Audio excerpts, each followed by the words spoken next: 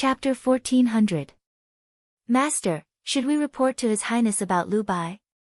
After reporting Lu Bai's confession, Su Yi asked seriously. Since yesterday, when he found out that someone was spreading rumors to slander His Highness and His Highness immediately ordered them to investigate thoroughly. As expected, someone was fanning the flames behind the scenes. Chu Qingyan propped up her chin in boredom and shook her index finger. Don't tell His Highness yet.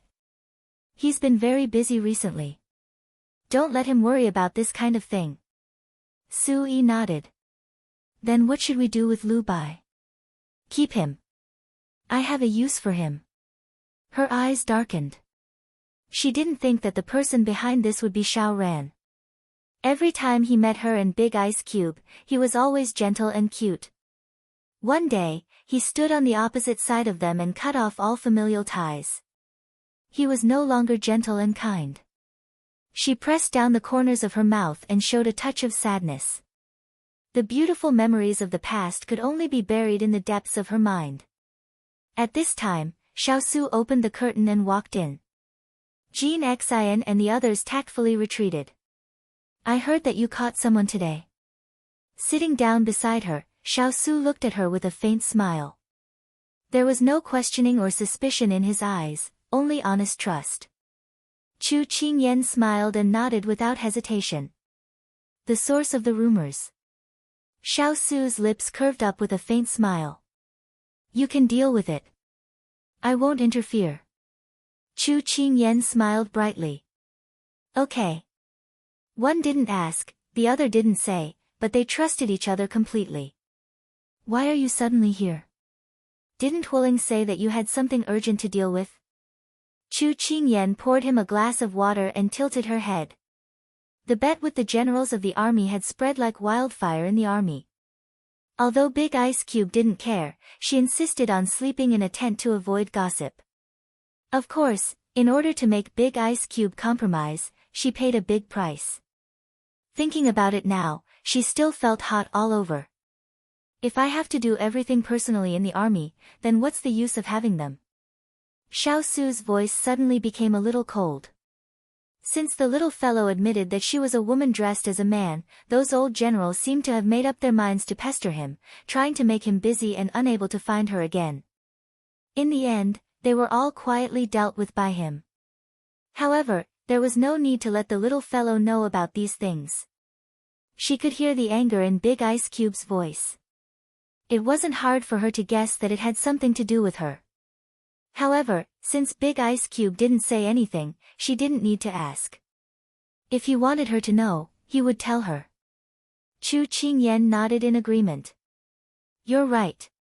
The battlefield is constantly changing. Even if you've made arrangements, there will be times when you'll need them to adapt to the situation. You're right. You're a war god, but you're not a god. They need their own abilities.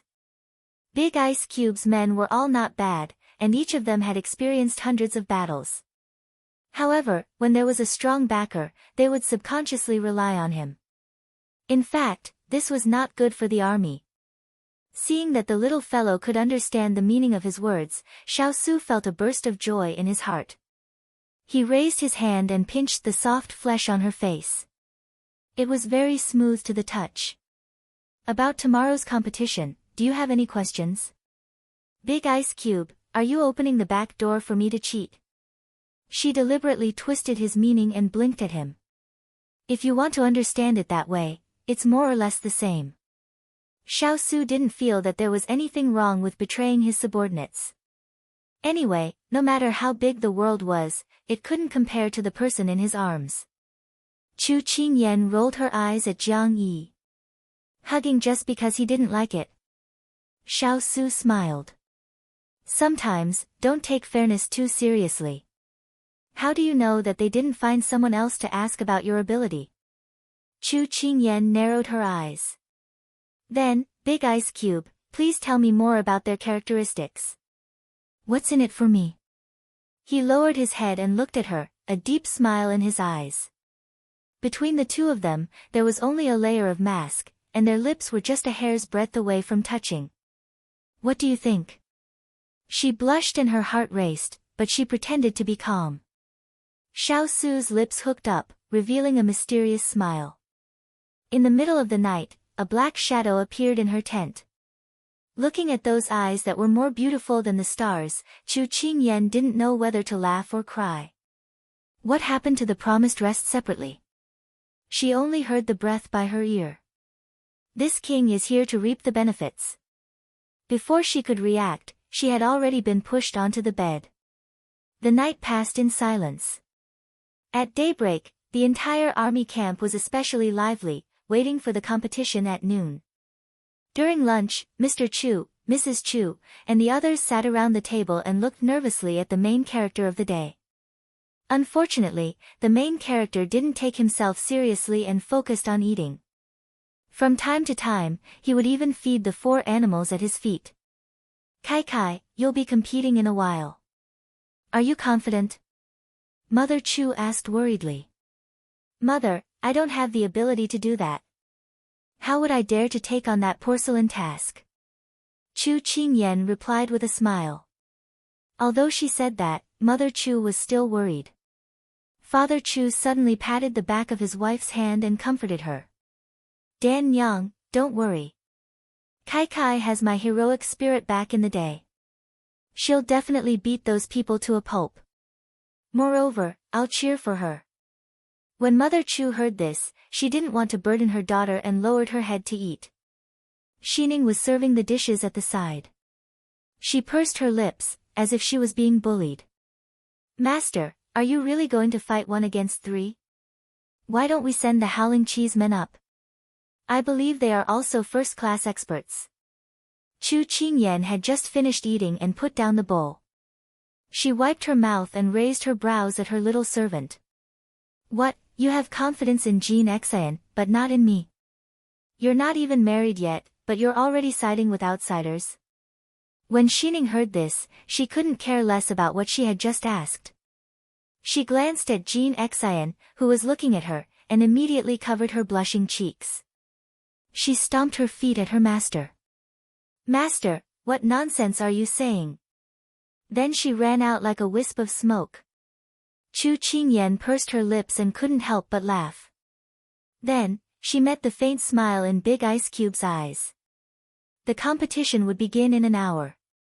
Chu Qingyan planned to rest and recharge her energy for a while, but she was stopped by her father. Kai, father believes in you. When the time comes, father will stand at the side and cheer for you. I'll definitely drown out those brats' voices. Ha, I knew father is the best. Chu Qingyan grinned at her father. She was touched by his encouragement, but she didn't take his solemn last sentence to heart. When she saw her father's lineup, she didn't know whether to cry or laugh. Noon arrived. Everyone had already arrived at the competition venue, the training grounds.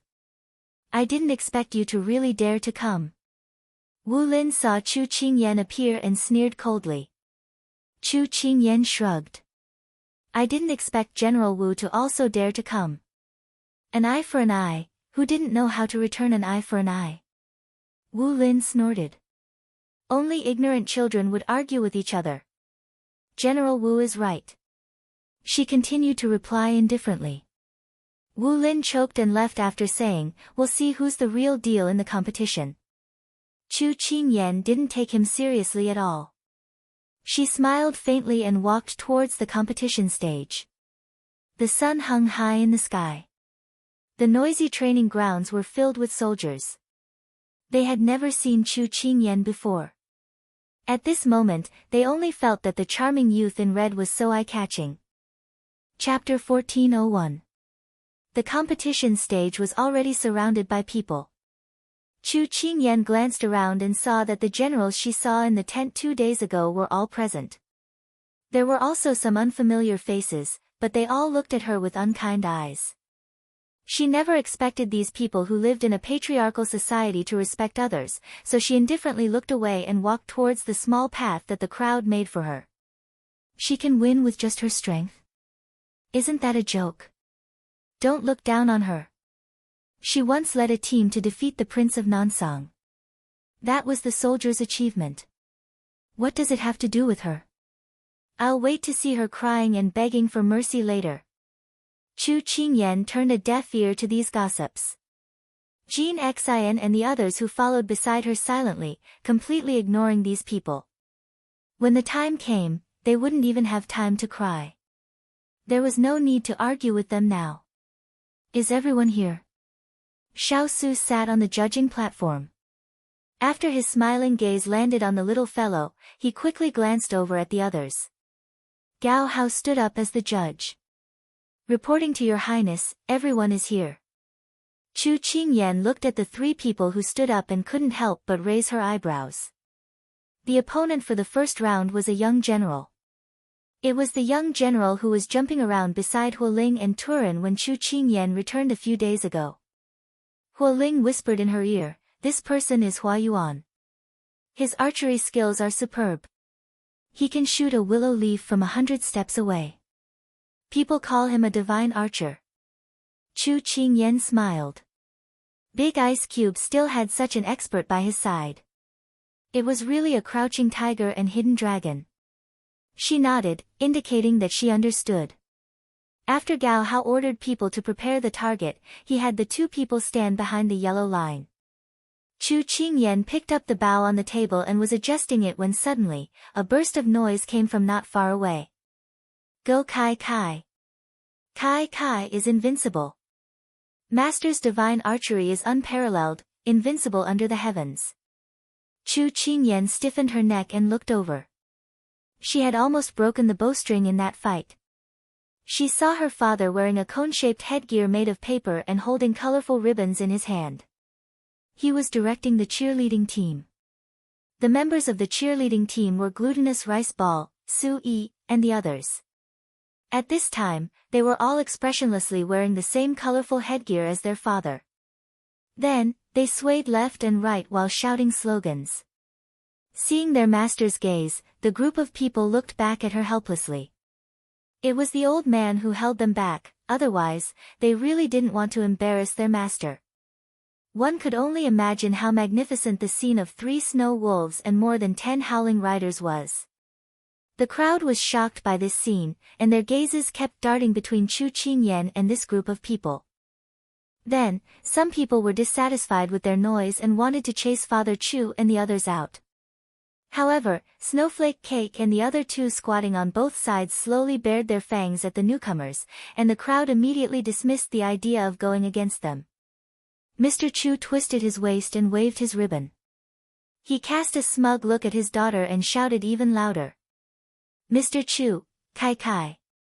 Su Yi and the others, invincible. Mr. Chu, Kai Kai. Su Yi and the others, victory. Chu Qingyan swallowed her saliva and turned around amidst the cheers. Then, she immediately picked up the arrow and took a deep breath. No, she had to end the competition as soon as possible. Originally, she had planned to take her time to deal with this Hua Yuan, but now it seemed that she had to do it quickly. Just like everyone else, Hua Yuan was shocked by Father Chu's display of power. Before he could regain his senses, someone cried out, "Triple shot, bullseye." As soon as this was said, everyone immediately turned around and saw that Chu Qingyan's target had 3 arrows in the bullseye. At this time, she pulled the bowstring and released the 3 arrows. The 3 arrows flew through the air and steadily pierced the bullseye in the blink of an eye. In the noisy scene, only Mr. Chu and the others were left cheering even harder. Everyone else was stunned and their jaws were about to drop.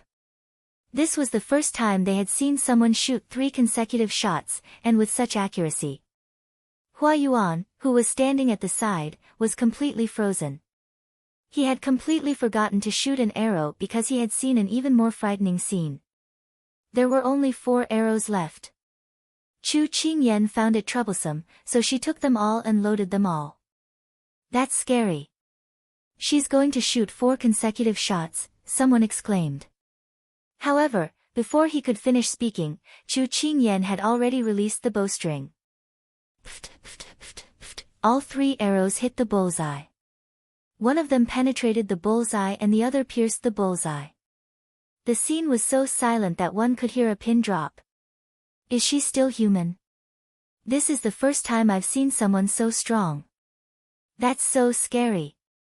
Pinch me. Are you dreaming? While everyone was still in a daze, Chu Qingyan's father and the others burst out in cheers, breaking the silence of the scene. In an instant, everyone regained their senses and looked at Chu Qingyan in shock. It was as if she had 3 heads and 6 arms. Chu Qingyan threw the bow to the guard next to her. She wasn't affected by the crowd's cheers. She turned to the petrified Hua Yuan and smiled politely.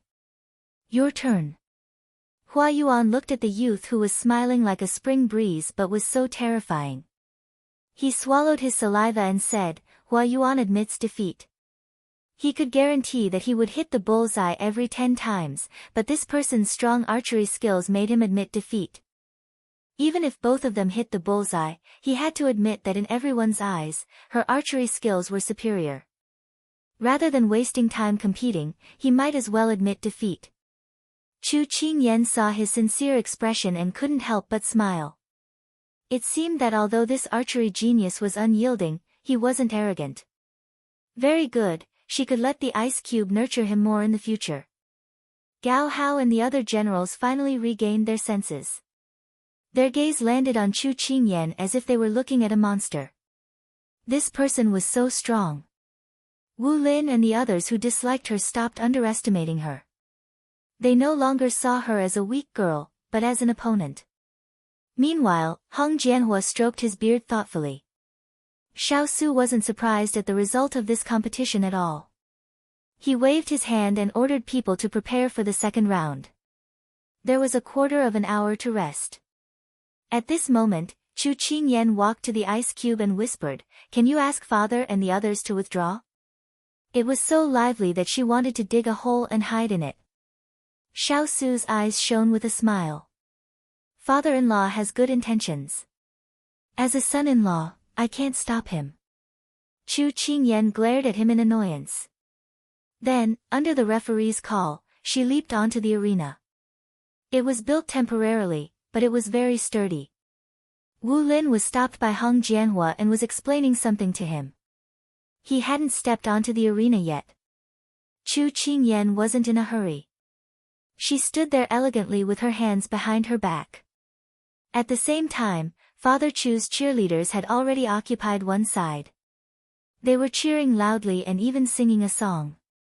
1 2, quick, quick, 1 2 3, quick, quick, quick, 1 2 3 4 5, we've waited so long.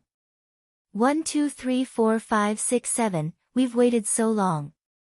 1 2 3 4 5 6 7 8 9, we've waited so long. Wax gourd skin, watermelon skin, don't be shameless, Chu Qingyan's mouth twitched. This competition was too long. She had to end it quickly. Chapter 1402. Hua Ling stood beside his master and laughed. This subordinate didn't expect the old master to be so talented. Xiao Su smiled, interesting. When Wu Lin heard the repeated cheers, he couldn't help but jump onto the martial arts stage with a dark face. Chu Qingyan looked at Wu Lin's face that was darker than the bottom of a pot and smiled, General Wu, please. Although Wu Lin had a straightforward personality, he wasn't reckless. He had seen Chu Qingyan hit all 10 arrows in 3 tries and he didn't dare to look down on her. Especially after Hong Jianjun reminded him not to underestimate his opponent, he became even more cautious. Please. Wu Lin cupped his fist and returned the greeting. Wu Lin was dressed in short clothes that made it easier for him to move his limbs. He stood there, 8 feet tall and had a strong body. One could feel the tension of his muscles under his clothes. On the other hand, Chu Qingyan was dressed normally. Her pure white clothes were covered with a red veil, which made her snow-white skin and red lips look even more gorgeous. However, her long hair was tied up high and she had a faint smile on her face. Her eyes were gentle and she looked more like a young master who didn't know much about the world. It was as if she wasn't here to compete, but to go sightseeing. Comparing the two, it was as if the outcome was already decided. However, when Wu Lin attacked and she easily dodged, the crowd held their breaths. They didn't dare to look down on this girl anymore. How could they still dare to say that she was an idiot after seeing her archery skills? Chu Qingyan didn't pay attention to the others. Her eyes were fixed on Wu Lin in front of her. She saw that his breathing was calm and his standing posture showed that his martial arts weren't weak. Moreover, he had been leading troops in battle for more than 10 years. He had experienced hundreds of battles and his strength couldn't be underestimated. After exchanging a few blows, Wu Lin coldly looked at her. He couldn't help but admit that his internal energy wasn't as good as hers, but he had the upper hand in terms of strength. Although her martial arts were strong, she was still a girl. As long as he held her back and she weakened, he would be able to win. This was what General Hong had told him. At this time, the crowd outside the field saw that the two of them were locked in a fierce battle. They were also influenced by the Chu clan's cheerleaders, and they all joined in to cheer for them. In an instant, the atmosphere became very lively. After exchanging more than 50 moves with Wu Lin, Chu Qingyan was still at ease. She had already seen through Wu Lin's plan, but she didn't finish him off immediately. At least, she had to leave some face for Ice Cube. This person was his valiant general, and she couldn't lose too badly. After understanding this person's ability, Chu Qingyan suddenly changed her gentle fighting style and punched towards Wu Lin's face. Wu Lin immediately stretched out his hand to block, but he soon realized that this was just a feint. Her real purpose was, Chu Qingyan curled her lips into a smile. Her other hand quickly struck towards his chest. With a roundhouse kick, Wu Lin was like a kite with a broken string. He was easily kicked off the stage by her. This was terrifying. This Wu Lin was at least 200 pounds, and he was sent flying by her kick just like that. The crowd took a few steps back. This person was too terrifying. She was simply a smiling tiger. Chu Qingyan patted her clothes and smoothed out the wrinkles caused by the fight. Then, she slowly walked to the side of the stage and looked down at Wu Lin, who was lying on the ground. She smiled humbly and politely and cupped her hands. "Thank you for letting me win." Wu Lin didn't expect that he would be beaten by a woman to the point where he couldn't even defend himself. He had lost all his face, but he still stood up and swept away the contempt he had for her. He cupped his hands in shame and said, "Thank you for showing mercy." Although he was injured, it was all superficial. Her boxing skills were far above his, and it would be easy for her to finish him off. However, she didn't. Such a magnanimous person who didn't use her power to avenge private grudges. When he thought of what he had done to her before, he couldn't help but feel ashamed. "You're welcome." Chu Qingyan smiled faintly. Of course, she wouldn't injure or cripple him. Needless to say, Big Ice Cube's side was lacking in talents. Moreover, she had to maintain good relations with her colleagues. Otherwise, what if they were to cause trouble for her? She only took less than half an incense to finish the second round. This person's strength was terrifying. While everyone was still shocked that she had defeated the strongest man in their army, the Chu clan's cheerleaders came online again. Once Kai makes a move, you'll know whether she's strong or not. Her boxing skills are unparalleled in the world. Chu Qingyan was just about to leave the stage gracefully when she heard this slogan.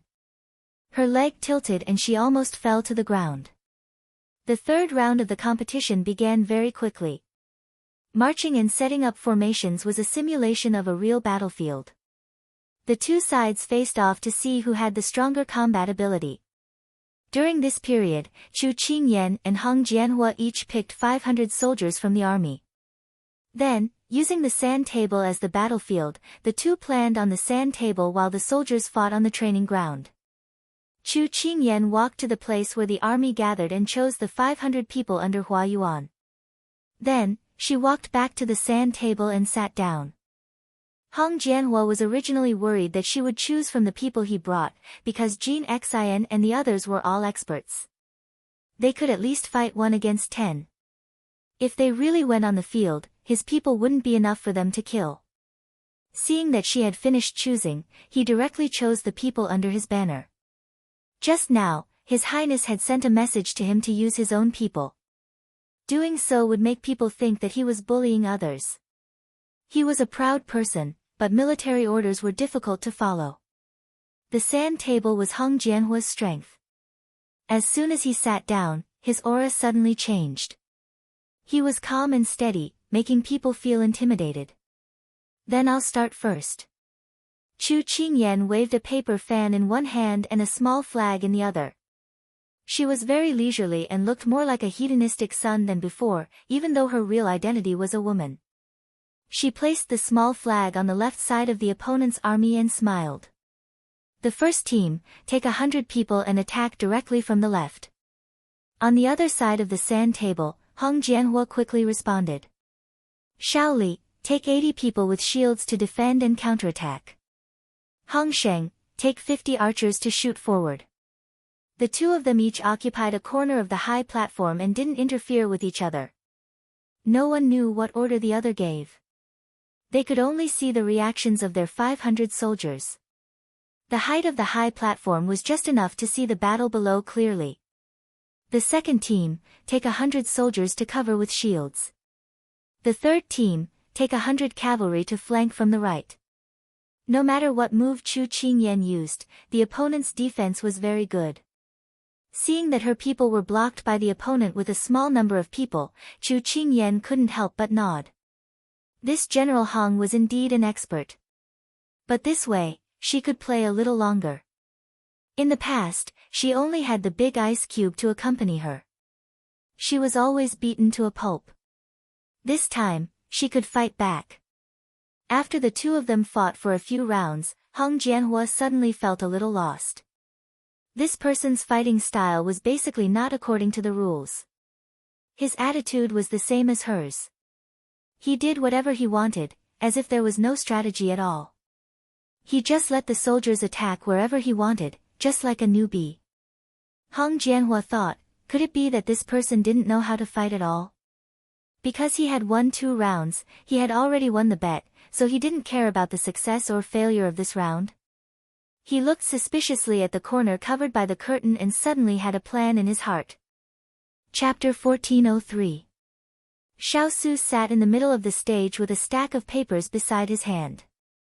On the papers were the orders given by the referee.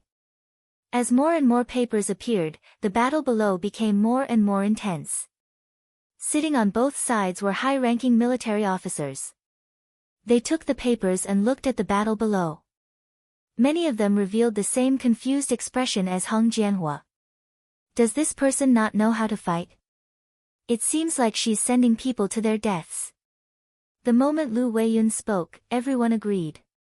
Because Chu Qingyan had revealed her skills in the previous 2 battles, many people had a whole new level of respect for her.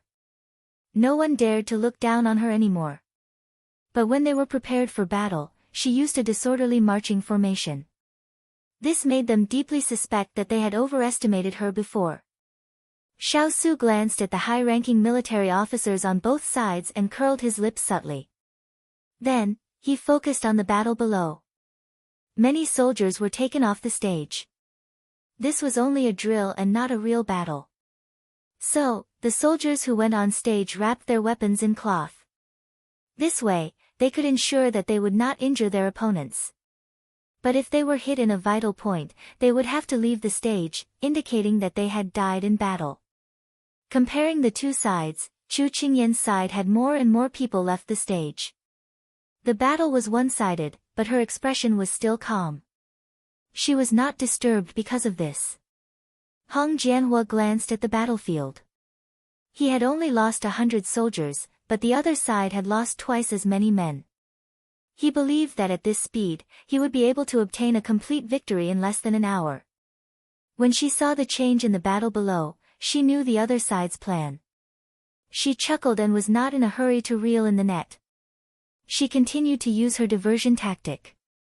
After an hour, Hong Jianhua discovered that his men were actually unable to take down all of her men. A trace of surprise flashed through his eyes and he immediately looked at the battlefield.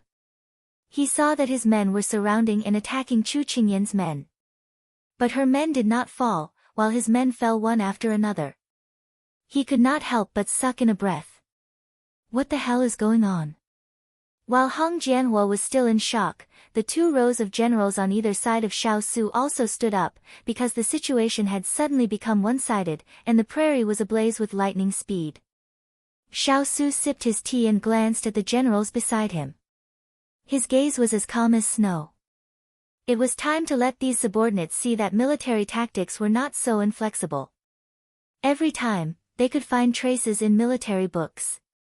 Only by using them flexibly and mastering them, and then catching them off guard, would they be able to laugh proudly in the end.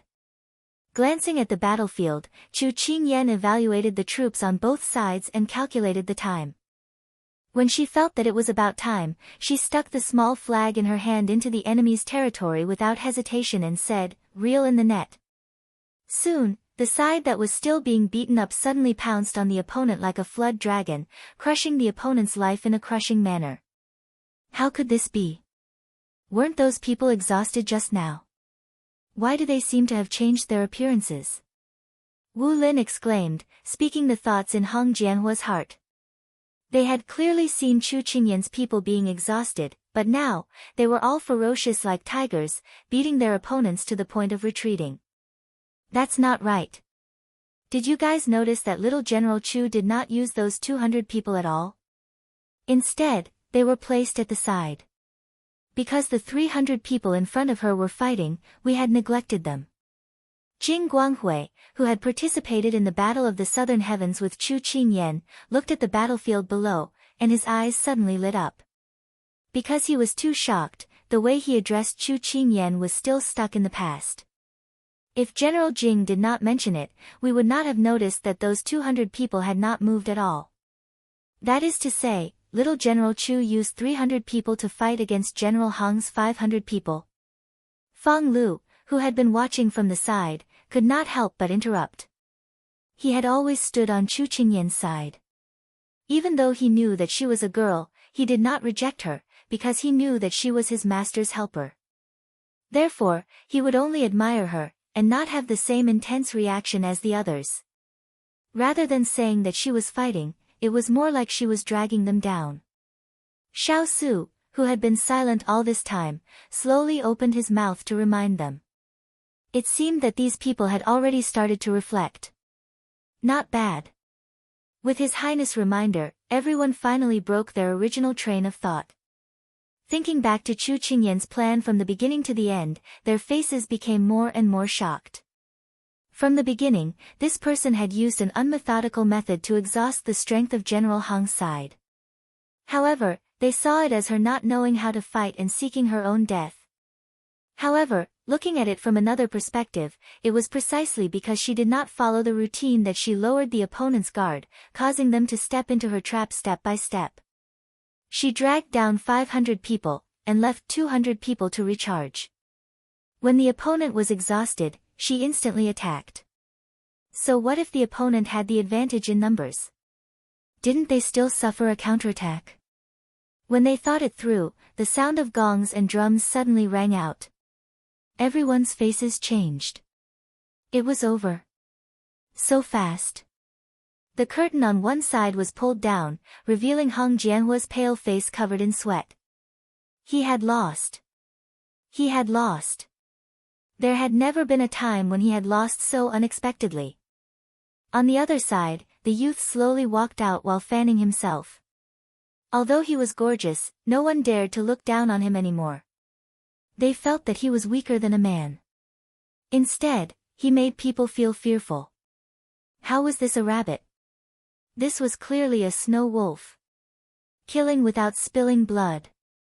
The people below began to announce, General Hong's soldiers have lost 479 people, only 21 people are left. Miss Chu's soldiers have died. That person seemed to have suddenly become stuck, so shocked that he could not complete a sentence. Old Lu, what are you stammering for? Hurry up and say it. Some impatient people impatiently urged. Old Lu took a deep breath, and then loudly said, General Chu's soldiers have lost 56 people, only 444 people are left. For a moment, there was a deathly silence. They could not believe what they had heard. Hong Jianhua staggered out, both hands holding the railing as he said in disbelief, "How is this possible? She used so many people to drag down my people, how can there be so many people left?" Old Lu helplessly pointed at the soldiers behind him. "This is the truth. I also dare not believe it." At this moment, the soldiers who were still alive were standing there, full of energy, while the soldiers who were dead stood on the other side. There were hundreds and dozens of people. At a glance, it was incomparably clear. I simply dare not believe my eyes. How can this be? Someone raised this question. Instantly, everyone turned to look at the elegant youth who walked out from behind the curtain, eyes full of questions. Chu Qingyan, who had attracted everyone's attention, did not notice at all. At this moment, she was looking at the Chu clan's cheerleaders who had run to the center of the practice field and were dancing wildly. Being invincible is so lonely. Being invincible is so empty. Chu Qingyan covered her face. She really did not know these people. Chapter 1404. Best of 3, Chu Qingyan won. When Gao Hao made the announcement, no one had any objections. Because the woman they had not taken seriously at all had used her valiant ability to crush their 3 generals without any pressure. No one suspected her of using any fancy tricks. She was so strong that it made people fearful. Everyone no longer looked at her with disdain and doubt. When all the generals gathered on the high platform, Chu Qingyan was greeted with gazes of admiration, shame, and shame. And Hong Jianhua, who had already accepted the fact that he had lost, pushed aside the crowd and impatiently walked in front of Chu Qingyan. Jin Xian thought that this person was going to renege on his loss and immediately stood in front of his master. Hong Jianhua was anxious and wanted to reprimand Jin Xian and leave. But he felt a chill run down his spine, as if a basin of cold water had been poured over him. He turned his head and met his lord's cold gaze. He couldn't help but tremble. Only then did he realize that his actions had caused a misunderstanding. He was not a person who could not accept defeat. He immediately cupped his hands and explained to Chu Qingyan, "This general has no other intentions. I just want to ask young General Chu about the question of the number of casualties. This general is very puzzled. Why are there so many people left?" This was not only Hong Jianhua's question, but also the question of everyone present. They all turned to look at Chu Qingyan, thirsting for knowledge, wanting to know the answer. When General Hong had been defeated, they had seen Chu Qingyan's tactics. While they were shocked and impressed, they also felt fear. She had actually used the lives of 300 soldiers as a stake. It was very bold and very vicious. If she had several times more people under her control and several times more enemies, wouldn't the price she had to pay be even greater? But the result was reversed. There were so many people who had survived. It was beyond imagination, and they had even won. Chu Qingyan called out to Jin Xian. Jin Xian understood and retreated behind her, while she looked at Hong Jianhua with a faint smile. Military strength is the foundation of war.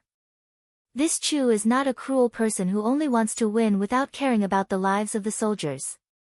Unless there is no other choice, I will not use a strategy that harms 1,000 of the enemy and 800 of my own men. Chu Qingyan's words were clear.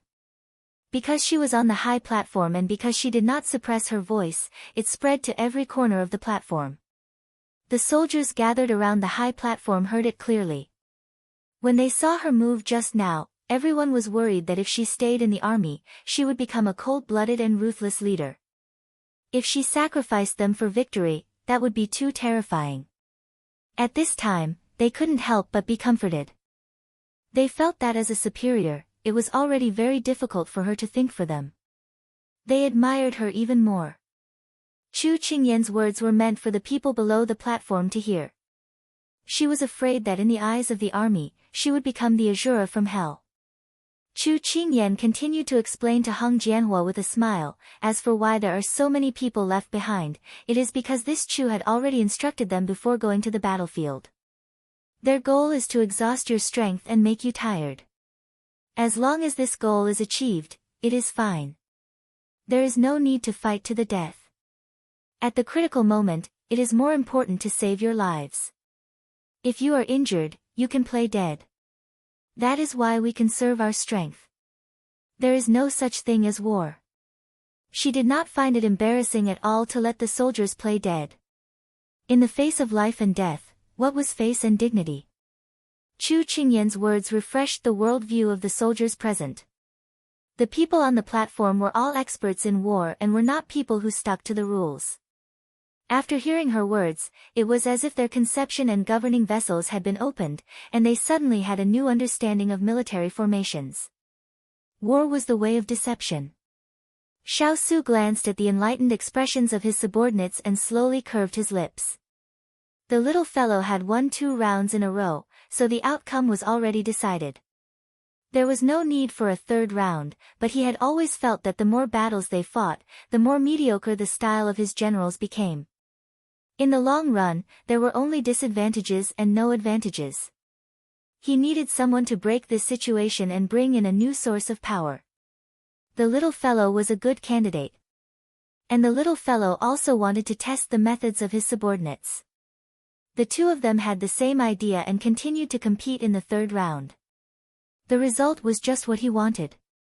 That graceful figure entered his sight and a faint smile flashed across Xian Mo's eyes. He had not misjudged her. Good, good, good. Young General Chu is indeed brave and resourceful. This general apologizes for his previous rudeness. Hong Jianhua stepped forward and bowed with his hands clasped in front. With Hong Jianhua as an example, the rest of the people immediately cupped their hands and apologized. Young General Chu, please forgive us for our previous offense. Young General Chu, please forgive us. Now everyone had changed the way they addressed her. The people who came from the army were all straightforward. They were not like the civil officials who were scheming. They said whatever was on their mind. Right was right, wrong was wrong, and they were not pretentious. Previously, when they heard the rumors, they thought that this woman was Hu Mei. This time, when they came to help the prince, they were already prepared to break off relations with the royal family. If they were to be affected because of this person, then wouldn't they be banging their heads against a wall? However, they did not expect that this person was not only not a burden, but also a help to Lord.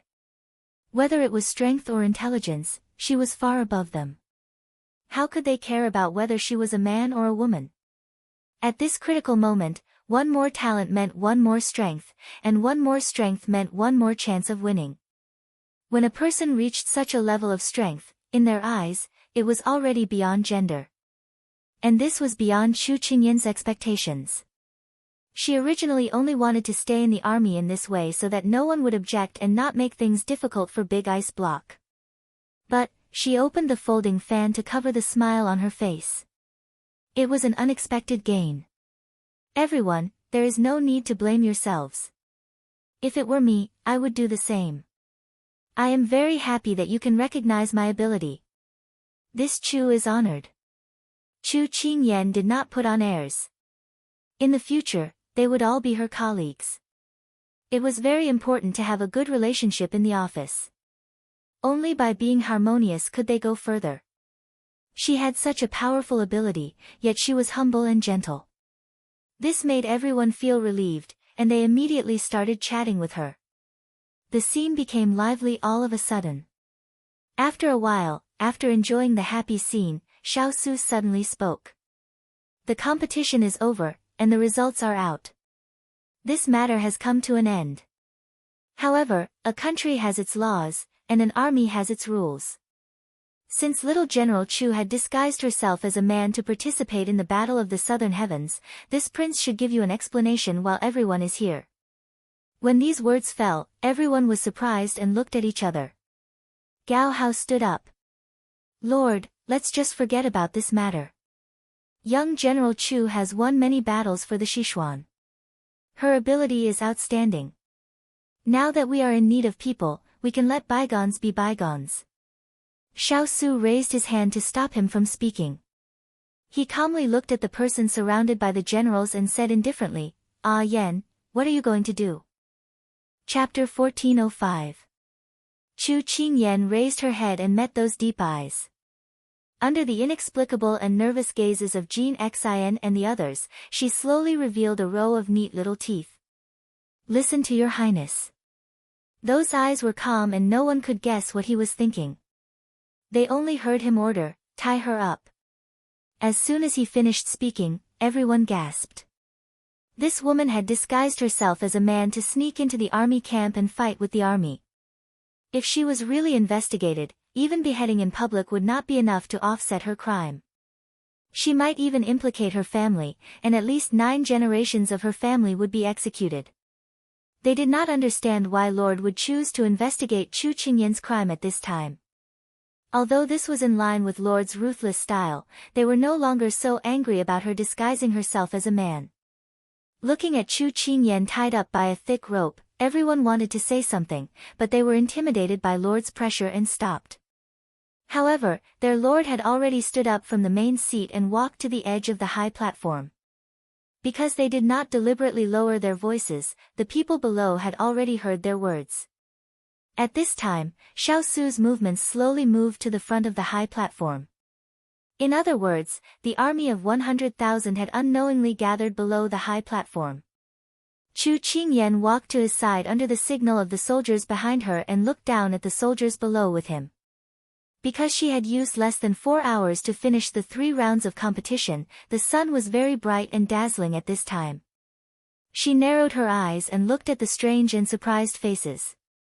Although she did not know what the people beside her wanted to do, her heart was calm. Xiao Su raised his hand and the noise instantly disappeared. The 100,000 pairs of eyes below looked at him in reverence. He pointed to the person beside him and said in a deep voice, "Recently, there has been a rumor in the army. What it is about, everyone knows in their hearts, so this king will not say much. The person standing beside this king is the main character that you are talking about. That's right, she is a woman. She has disguised herself to stay by this king's side and has once led the army into battle. However, the army has its rules and women are not allowed to enter the army. Not to mention, pretending to be a man is an additional crime. The army should be strictly governed, otherwise it will be hard to convince the people. Without rules, nothing can be accomplished. Today, this king will give everyone an explanation in front of everyone." These words were clearly to punish Chu Qingyan. When Jean Xian, Su Yi, and the others saw this, they couldn't help placing their hands on their waists. As long as Xiao Su dared to touch their master, they would definitely pull out their swords and fight to the death. Because their master was Chu Qingyan, not him. Even if master had a close relationship with him, when it came to a choice, they would only stand by master's side and would only listen to him. On the side, Huoling's expression changed when he saw this. He immediately pressed down on the sword in Jean Xian's hand and glared at him. "What are you doing? Why aren't you making them put away their weapons? Huoling, we will not let anyone hurt master." Jean Xian was indifferent as he coldly looked at him. Huoling was angry. "Anyone in this world can hurt the little princess, but only my master will not. Don't be impulsive and believe in my master." Jean Xian looked at his master who still had a relaxed expression. After a moment of silence, he raised his hand to have the others stop. If something happened, master would naturally call them. Huoling gave a sigh of relief when he saw this. But when he turned to look at master's tall and straight back, he really could not understand what his master was thinking right now. Xiao Su took in all the expressions of the people below, but he did not give them time to react. His eyes darkened as he raised his voice and slowly spoke in a voice that everyone could hear. "This time, this king will not be biased, but before condemning them, this king must introduce them to you all due to your misunderstanding of this person's identity. This woman is called Chu Yan. Her real name is Chu Qingyan. She is the princess consort that this king has yet to marry, as decreed by the retired emperor and personally bestowed by the emperor emeritus." When these words came out, everyone was in an uproar. Even the group of generals besides Xiao Su all changed expressions. When they heard the rumors, they thought it was a seductive woman who had popped out of nowhere. They never thought she would have this kind of identity. They felt even more guilty and blamed themselves than before. It was them who had gauged the heart of a gentleman with the yardstick of a villain. Xiao Su looked at everyone's reaction and his expression did not change. He continued, at that time, the Battle of Southern Song had begun. The situation was dangerous and dozens of cities had fallen. There were very few people at this king's side that could be used. It was Chu Qingyan who volunteered to lead the army to resist the enemy and save the people from the fire and water. So there was this kind of story behind it. Rumors were really harmful. At this time, they looked at Chu Qingyan on the stage. She was clearly elegant and refined with a gentle and kind appearance. How could someone say she was a seductive beauty? The person who spread this rumor should be punished with death. However, Xiao Su did not give them time to react. His tone changed as he said in a deep voice, however, this is still against the rules and deceived the people and the army. It is a disgrace to everyone's trust in this king, so today, this king will place righteousness before family. Chu Qingyan has committed this crime and should be executed according to the law. When these words came out, there was a moment of dead silence, but it quickly became noisy again. General, you can't. General, please have mercy. A few days ago, the people who wanted to denounce Chu Qingyan were now anxious and agitated as they pleaded for mercy. Chu Qingyan stood quietly at the side. She originally treated herself as a spectator and did not get involved, but now, she seemed to be affected by everyone's emotions.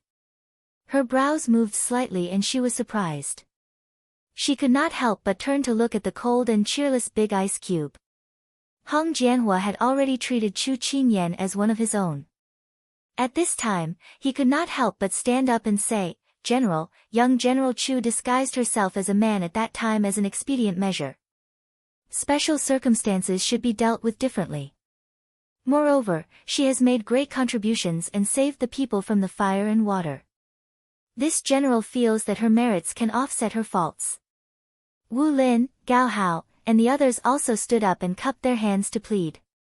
General, young General Chu is a rare talent. Today, everyone has seen her ability and is full of admiration. If she can stay in the army, it will be like adding wings to a tiger. General, please be lenient with her punishment. General, we should not pursue this matter. Let's forget about it. General, Xiao Su acted as if he did not see everyone pleading for mercy and turned to look at the little fellow. Do you know your crime? Hearing this, Chu Qingyan glanced at the people who were looking at her nervously. She smiled and then calmly knelt down in front of the army. Qingyan knows her crime. Good. In order to prevent others from saying that this prince is biased, this prince will personally execute the punishment. Xiao Su pulled out the sword of the guard beside him with a swish. The silver light was dazzling. When he finished speaking, Hong Jianhua immediately knelt down. General, rules are dead, people are alive. General, please have mercy and spare young General Chu. Gao Hao, Jing Guanghui, and the other generals also knelt down and said in unison, General, please have mercy and spare young General Chu. Then, there was a sound of kneeling below the stage. 100,000 soldiers shouted in unison, General, please have mercy and spare young General Chu. Suddenly, the whole world was echoing with this sentence. It was like the sound of a drum and bell, deafening and not dispersing for a long time. Chapter 1406. Chu Qingyan could not keep her calm at this time. She looked at everyone in a daze, not knowing how to react for a while. There were pleas in her ears and soldiers kneeling in front of her.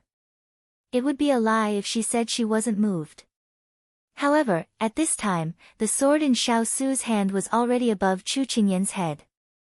But without anyone noticing, he reached out to pinch her cheeks before pulling back. Everyone was anxious.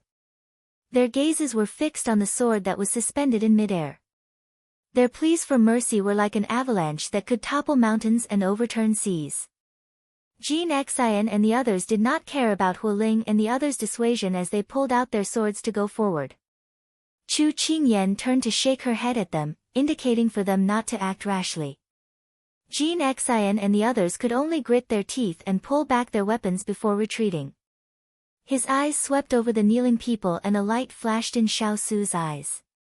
He suddenly raised his voice to cover the deafening pleas. This king is not a heartless person. Although Chu Qingyan has made mistakes, her original intentions are good. At the same time, she has done many meritorious deeds, so her merits offset her faults. So, Xiao Su said this as he lifted a strand of her long hair. Then he raised the blade in his hand. I'll cut off your hair in place of your head. Without a sound, the strand of black hair had already fallen into Xian Sei's sleeve. The moment he raised the blade, no one dared to breathe. Only when the blade fell and she was still fine did they dare to breathe. In Chu Qingyan's days, there were cheers that covered the previous one. General is wise. General is wise.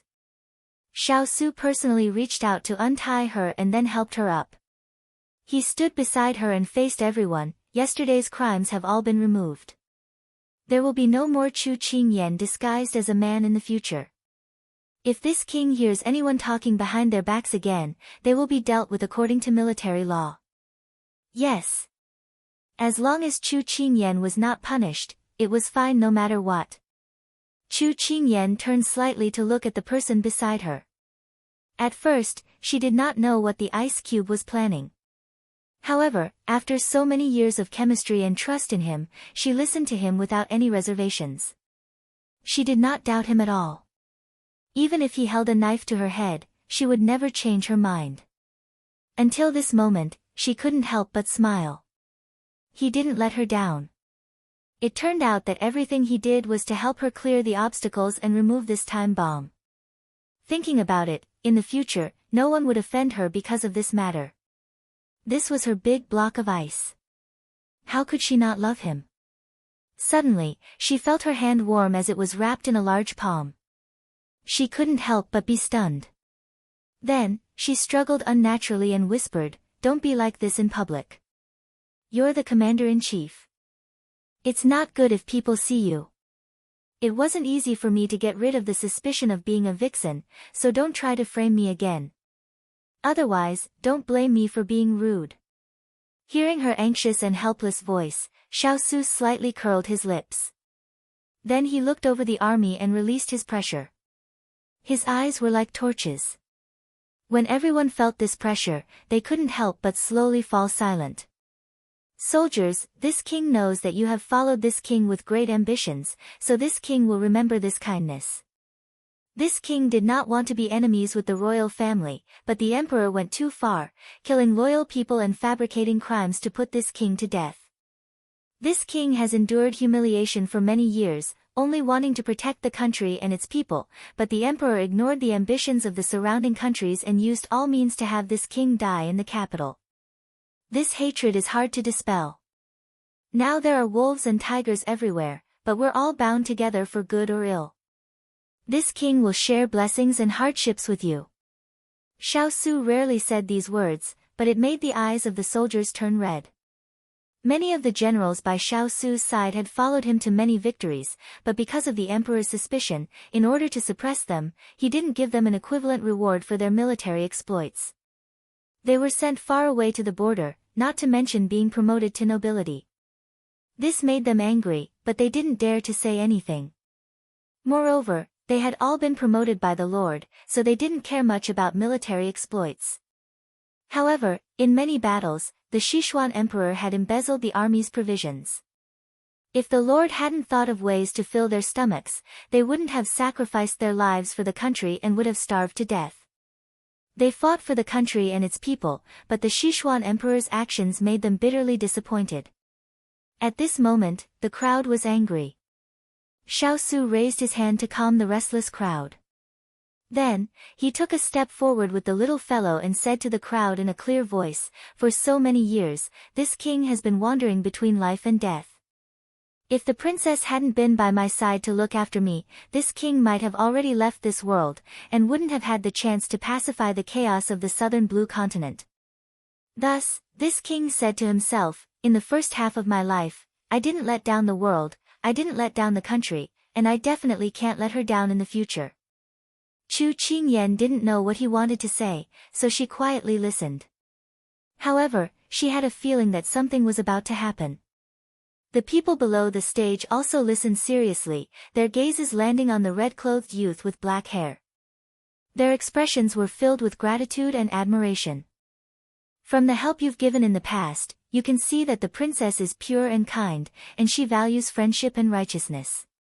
In today's competition, you've all seen the princess's ability. She's brave, intelligent, and capable of taking on great responsibilities. She doesn't lose to a man, so this king announces, from today onwards, she is the army's other Xiao Su.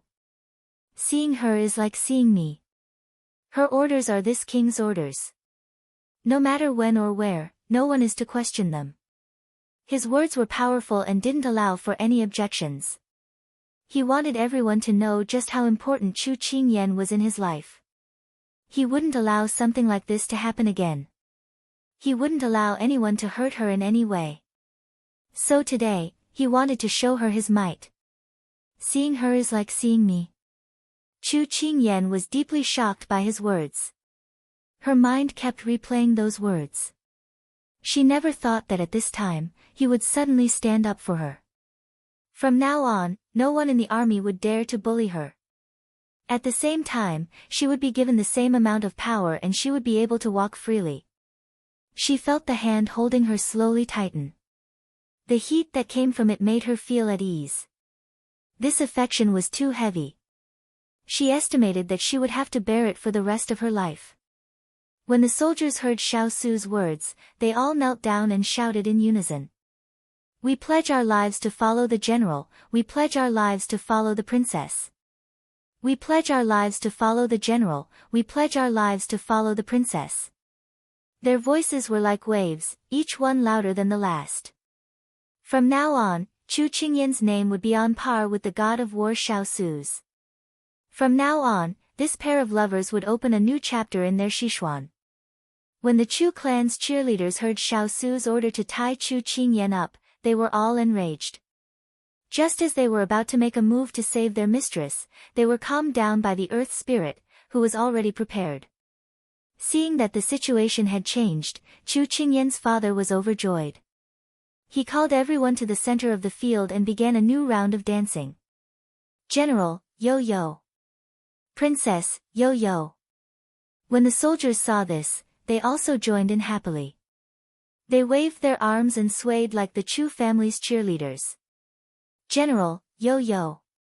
Princess, yo-yo. So when Chu Qingyan, who was originally very touched, saw the dancing spread to the entire training field, the corner of her mouth twitched. She couldn't help but raise her hand to cover her face. It was really painful to the eyes. However, Father Chu felt that this scale was too eye-catching. He immediately improvised a few more cheering dances. It became even more lively. Chapter 1407. The soldiers below the platform cheered. On the platform, the two of them looked at each other. Looking down from above, Chu Qingyan looked down at the people below. She felt as though her chest was filled with a warm feeling that was slowly fermenting. She felt as though the entire world was beneath her feet. Walking on the road, she seemed to be walking on cotton and was about to float. Xiao Su, who was walking beside her, saw that her brows were full of smiles. His brows unconsciously relaxed and a faint smile hung on the corner of his mouth. The two of them were like a pair bathed in the spring breeze. Even if they were walking on the simple path of the tents, they seemed to be walking on a beautiful and prosperous road. That kind of carefree, elegant, calm, and picturesque scene made people unable to look away. After today's events, the soldiers coming and going saw Chu Qingyan with admiration and respect in their eyes. They no longer treated her as an ordinary girl because ordinary girls did not have her skilled archery skills, terrifying explosive power, and valiant fighting ability. Moreover, Yahweh, who was standing beside her, restrained his aura and was no longer as cold and unapproachable as usual. This was a girl who was so valiant that it made people fearful and admirable. Big Ice Cube, I didn't think that was your goal. While walking, she was in an exceptionally good mood. Not only because she had won the competition and won the respect of the soldiers, but also because of everything he had done for her on the platform. Xiao Su's lips curled up. What else did you think it was? As they spoke, the two of them walked up a small slope. From this angle, they could see all the tents. In the distance, the setting sun had yet to set. It hung on the mountaintop and the afterglow was like silk, twining in the mountain wind. It was dazzling. It was already close to evening. Iron pots had been set up in the open space and people were starting to cook. Not long after, smoke rose in spirals into the air. The soldiers patrolled back and forth in orderly steps. Their voices were covered by the sound of cooking. Not far away, groups of war horses were eating horse grass. The smell of smoke was strong. If it was another time and role, it would be like a group of nomads on the grassland, leisurely and contented. Chu Qingyan retracted her gaze and turned to look at him.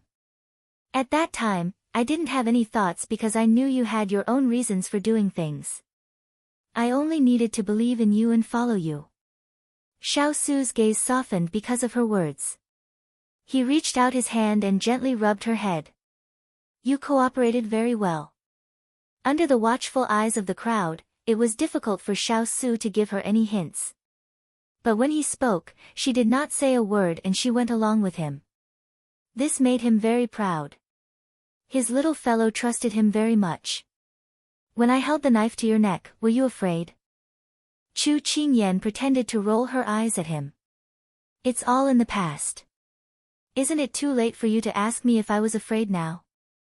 Xiao Su chuckled. Don't worry. Why would I hurt you? As he spoke, he reached out and gently pulled her into his embrace. He rested his chin on the top of her head and his fingers tenderly stroked her ink-black hair. Throwing herself into this warm embrace, Chu Qingyan subconsciously grabbed the front of his clothes and pressed her face against his chest, listening to his strong and powerful heartbeat. Of course she knew that in this world, other than her parents, anyone could hurt her. Only he would not. This person, valued her life more than his own. It was also because of this reason that even when his sword was close to her neck, she still believed that he loved her. Why did you do this? She was asking about the matter of him establishing her authority. Xiao Su hugged her waist and leaned against her with a relaxed expression. When he heard this, he did not open his eyes and slowly replied, Didn't you say that you wanted to fight alongside me? So, you naturally have to stand by my side. Because my glory is your glory. Everything I have is everything you have. You deserve everything I have. In the future, I will walk with you on every path. Big Ice Cube is so good to me. She mumbled with a soft voice. It was different from her usual clear voice. It sounded coquettish and coquettish. This voice made Xiao Su's entire body tense up. His hands could not help but tighten as he pulled her into his embrace and buried his head in her shoulder. Then what about you? Although she seemed to have won easily today, she had expended a lot of energy. Smelling the pleasant smell of ink on his body, she was a little sleepy. When she heard his words in her daze, she did not immediately understand. What? I'm good to you, so politeness demands reciprocity. How do you want to repay me? He patiently explained. If it was in the past, she would not have thought too much about it. But ever since the two of them had incomparably intimate contact, she was very sensitive to these words. She had a bad premonition in her heart that made her scalp tighten. I don't understand. It seems like the food is ready. Let's go eat. At this moment, she chose to play dead. When she finished speaking, she heard a low chuckle by her ear.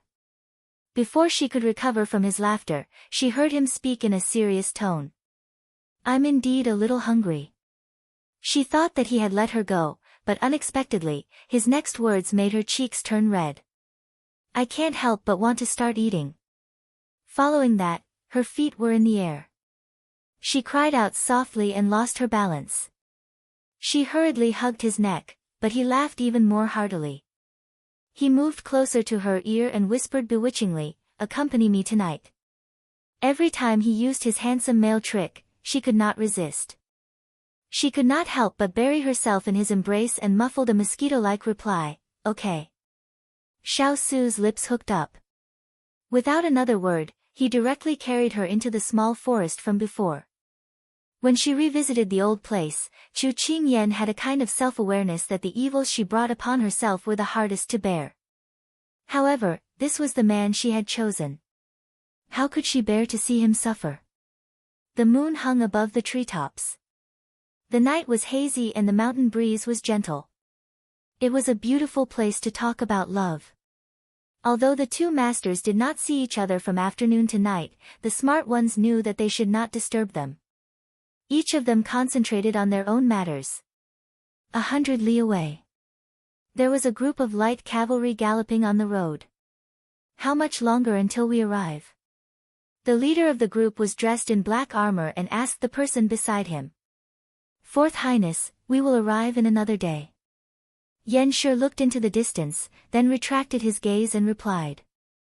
"Very good. Inform everyone that we will rest during the day and continue our journey tomorrow night," Xiao Ran ordered without hesitation. Yan Shi complied and then turned around to pass on the order to the person behind him. The moon hung in the sky like a hook, illuminating every inch of land. Xiao Ran pursed his lips and his expression was cold. He had brought half of the army to rush through the night and avoided the official roads. He had specifically chosen the roads that were not detailed on the map. This was to prevent others from discovering him. Only by doing things in the dark could he be undetectable. This method had been taught to him by Qing Yan. He never thought that there would be a day when he would use it on them. Xiao Ran clamped the horse's belly and held the reins in his hand as he rushed through the mountain path like lightning. Chapter 1408. Inside the tent, the high-ranking officers gathered and sat in rows in an orderly manner, filling the large tent to the brim. At this time, Chu Qingyan was also sitting to the side. Today was her official meeting with everyone. She tried to sit up straight. But after last night, her entire body was sore and weak. She wanted to find a place to lie down and become a softie. Beside her, a certain person who had eaten his fill had a silver mask on his face, but his smiling eyes showed his mood. Even the cold aura that kept people at 1,000 miles away had lessened. The generals who did not know the situation thought that with Wang Fei present, Wang Yi was more human. He was not as cold and hard to get close to as before. It seemed that Wang Fei was right to stay. They wanted to worship her. Chu Qingyan felt everyone's gaze and glanced at him even more exasperatedly. If he had not said that he would not touch her in the future, she would not have allowed him to mess around last night. She knew what he meant. As the commander-in-chief, he carried the lives and trust of tens of thousands of soldiers on his shoulders. How could he indulge in love? But it was because she was soft-hearted that she fell into his trap. Now, even walking was difficult for her. At this time, it was time for a serious discussion. "Where is Xiao Ran's army now?" Xiao Su asked faintly. Jing Guanghui stood up. He was in charge of intelligence gathering. "They started moving in our direction 3 days ago. They will arrive in 4 or 5 days. When Chu Qingyan heard this, she couldn't help but frown. She had heard the news that Xiao Ran was leading an army to chase after the big ice block. Why were they still so far away? Immediately after, Jing Guanghui said, but the messenger mentioned something. He said that it was very strange. The army was not in a hurry at all. It did not seem like they were rushing to war. These words caused everyone present to be puzzled. Someone said, could it be that His Highness Fourth Prince and our Lord have deep brotherly ties, so he wants to let him go and does not want to make things difficult for him? Xiao Su and Chu Qingyan looked at each other and saw the coldness in each other's eyes. How could it be? When he sent people to surround the prison that day, their brotherly ties were broken and could not be mended. Xiao Su tapped on the table and said coldly, prepare for war from today onwards. What does the Lord mean? Heng Jianhua asked. Xiao Su pursed his lips. Xiao Ran has used a camouflage technique. He should have brought his men and approached us quickly. What the scouts saw was that he left behind a small force to disguise as an army of 200,000. His goal is to delay us and lower the army's guard. When the time comes, he will be able to catch us off guard and catch us off guard. Everyone was in an uproar. They completely believed in Lord's judgment. At this moment, they were astonished that the quiet and gentle fourth prince actually had such a trick up his sleeves. The Lord is wise. What should we do now? Wu Lin cupped his hands and asked casually. According to my calculations, we will officially meet tomorrow at the earliest. Xiao Su was silent for a while, and then his voice became solemn. Gao Hao, listen to my orders. Jing Guanghui, listen to my orders. Wu Lin, heed my orders. The orders were passed down. The generals who received the orders left the tent one after another. Soon, the tent was much emptier. Chu Qingyan, who was waiting for orders wholeheartedly, did not hear her name until the end. After everyone left, she placed her hands on the table in front of him and asked fiercely, "What about me?" Xiao Su had already expected that she would not be able to sit still. He reached out and patted the back of her hand, comforting her. Don't worry. I have already transferred Fong Lu to your command. It's just that he has not returned yet. When he comes back, I will let you familiarize yourself with the troops. A certain someone who had been successfully pacified snorted a few times, and then said, "Why did you think of transferring Fong Lu to me?" Xiao Su smiled lightly. The people under him are responsible for more things, whether it is scouting, receiving, or fighting. Having multiple roles suits your style.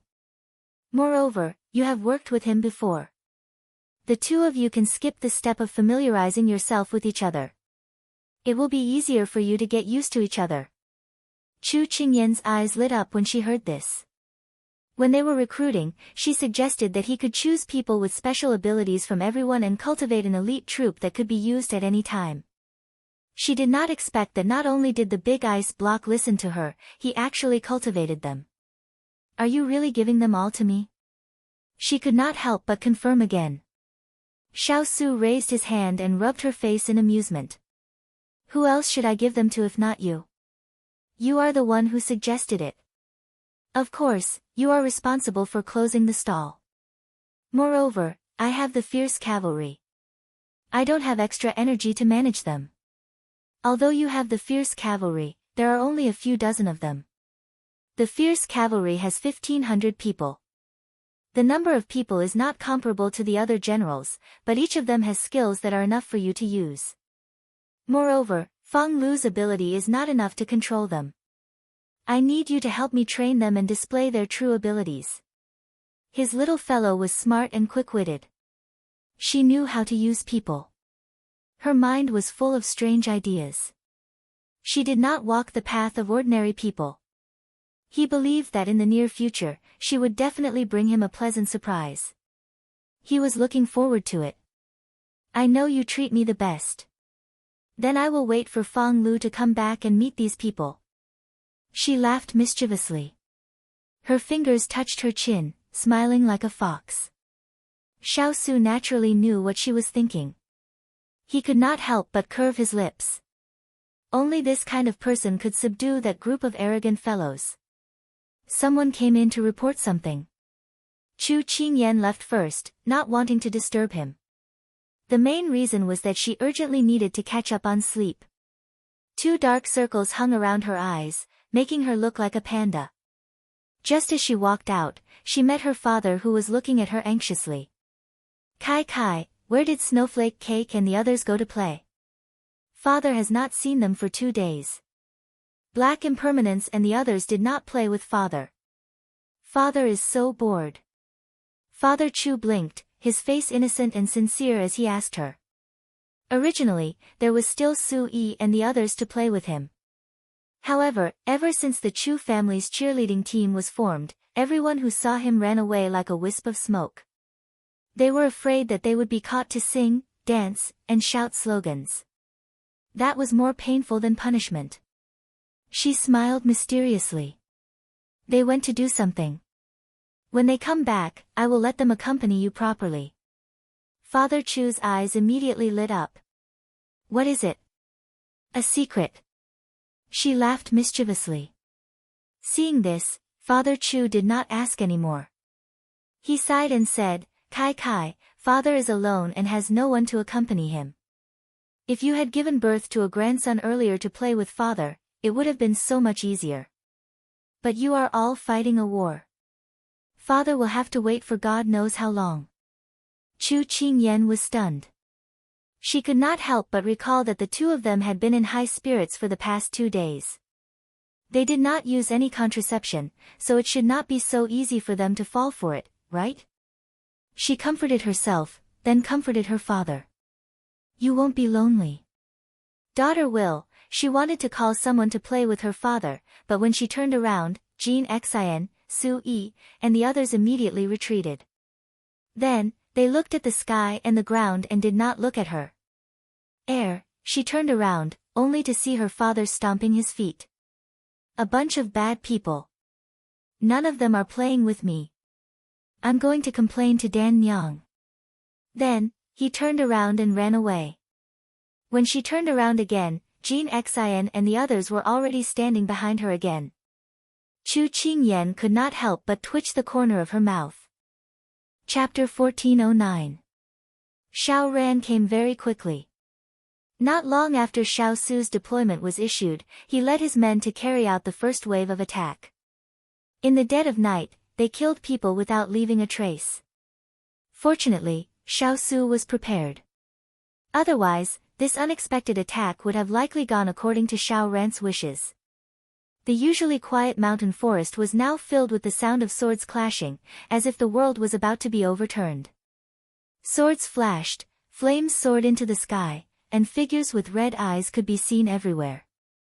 Although the other party came silently, they had the advantage of being fully prepared before, so they were not caught off guard. Xiao Ran sat on the back of a horse and looked at the two armies that had sunk into a state of anxiety from a small hill. His face was red from the reflection of the flames and his eyes were shining brightly. It was as if he wanted to see through the layers of people and find the two familiar figures. It was just that there were too many people, and he could not find them, but he was not in a hurry. His army of 100,000 was against Xiao Su's army of 100,000. Perhaps they weren't as strong as Xiao Su, but they were evenly matched. In this dark night, his sneak attack had taken advantage of the timing. At the very least, he could cause them to panic for a moment, and that was exactly what he needed. Your Highness, our people have surrounded them in the southeast and north. Yanshi rode up the hill on his warhorse and reported. Very good, the plan is going well. Xiao Ran nodded, and there was a faint smile on his face. Yanshi smiled, but when he recalled the scene half an hour ago, he could not help but shiver in his heart. Although they were a little caught off guard at the moment of the fight, they soon reacted and entered the combat state. The people trained by the King of England are really strong.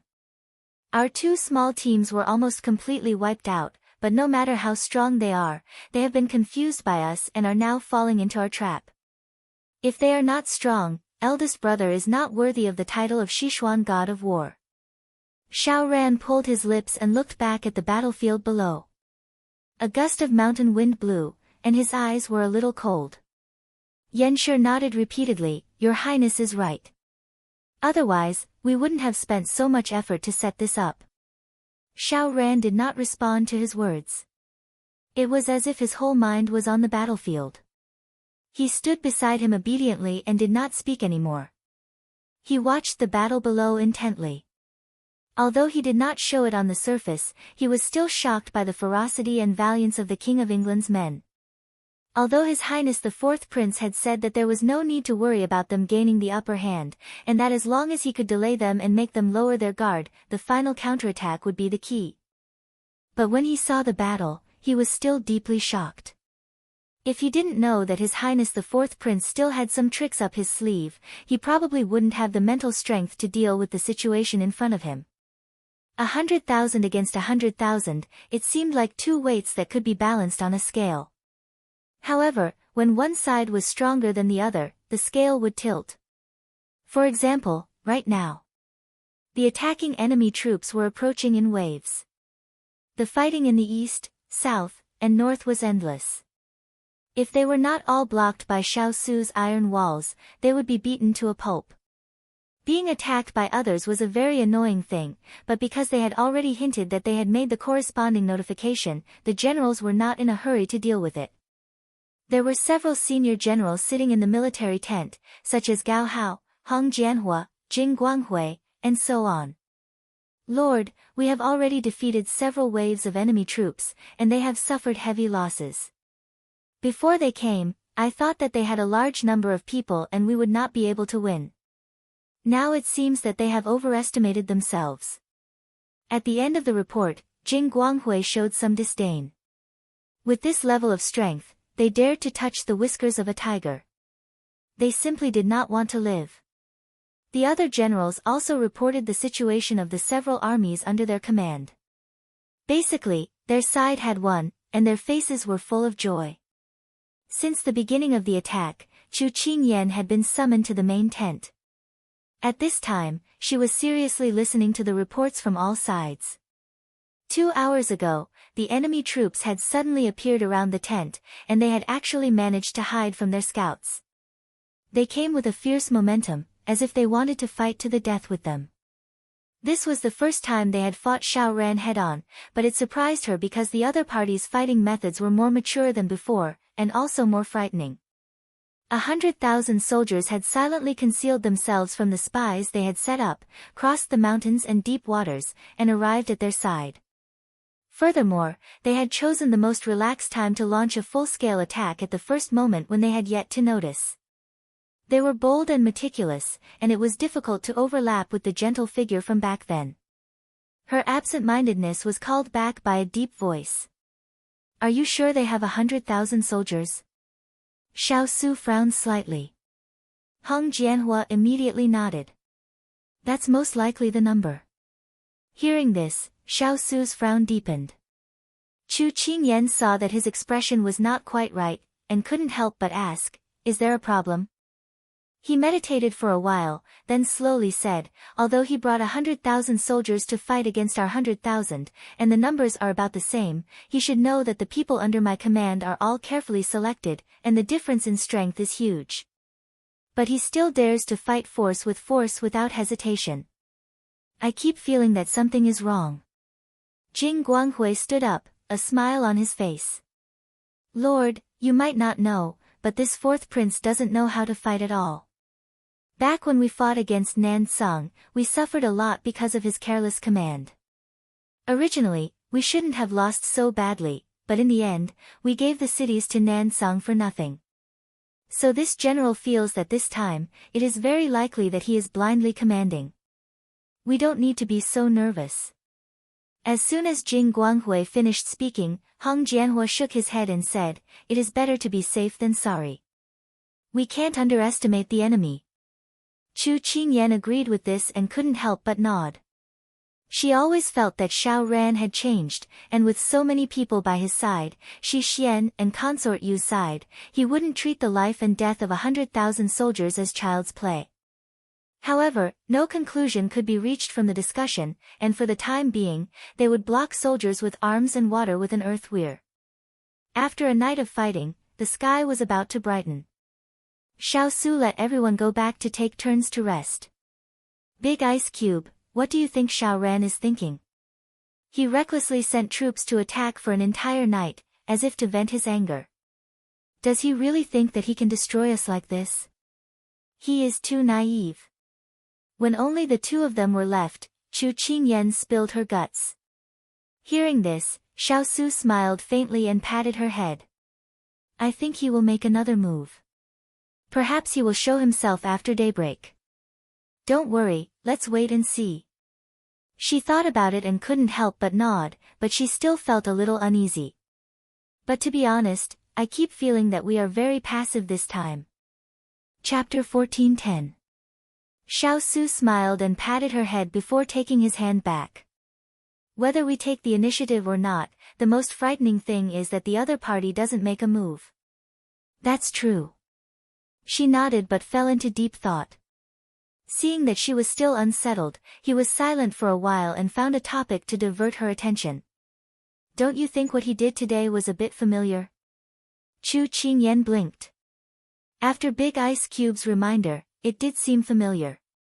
As she thought about it, she suddenly had a flash of inspiration. She could not help but blurt out, "Isn't this the move I used against Pang Huang?" Then she frowned. "But it's a bit different.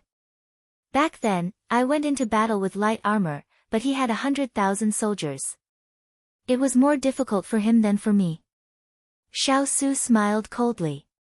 "He was able to avoid our eyes and ears and successfully bring such a huge army to us without being discovered because he was familiar with the way my spies investigate.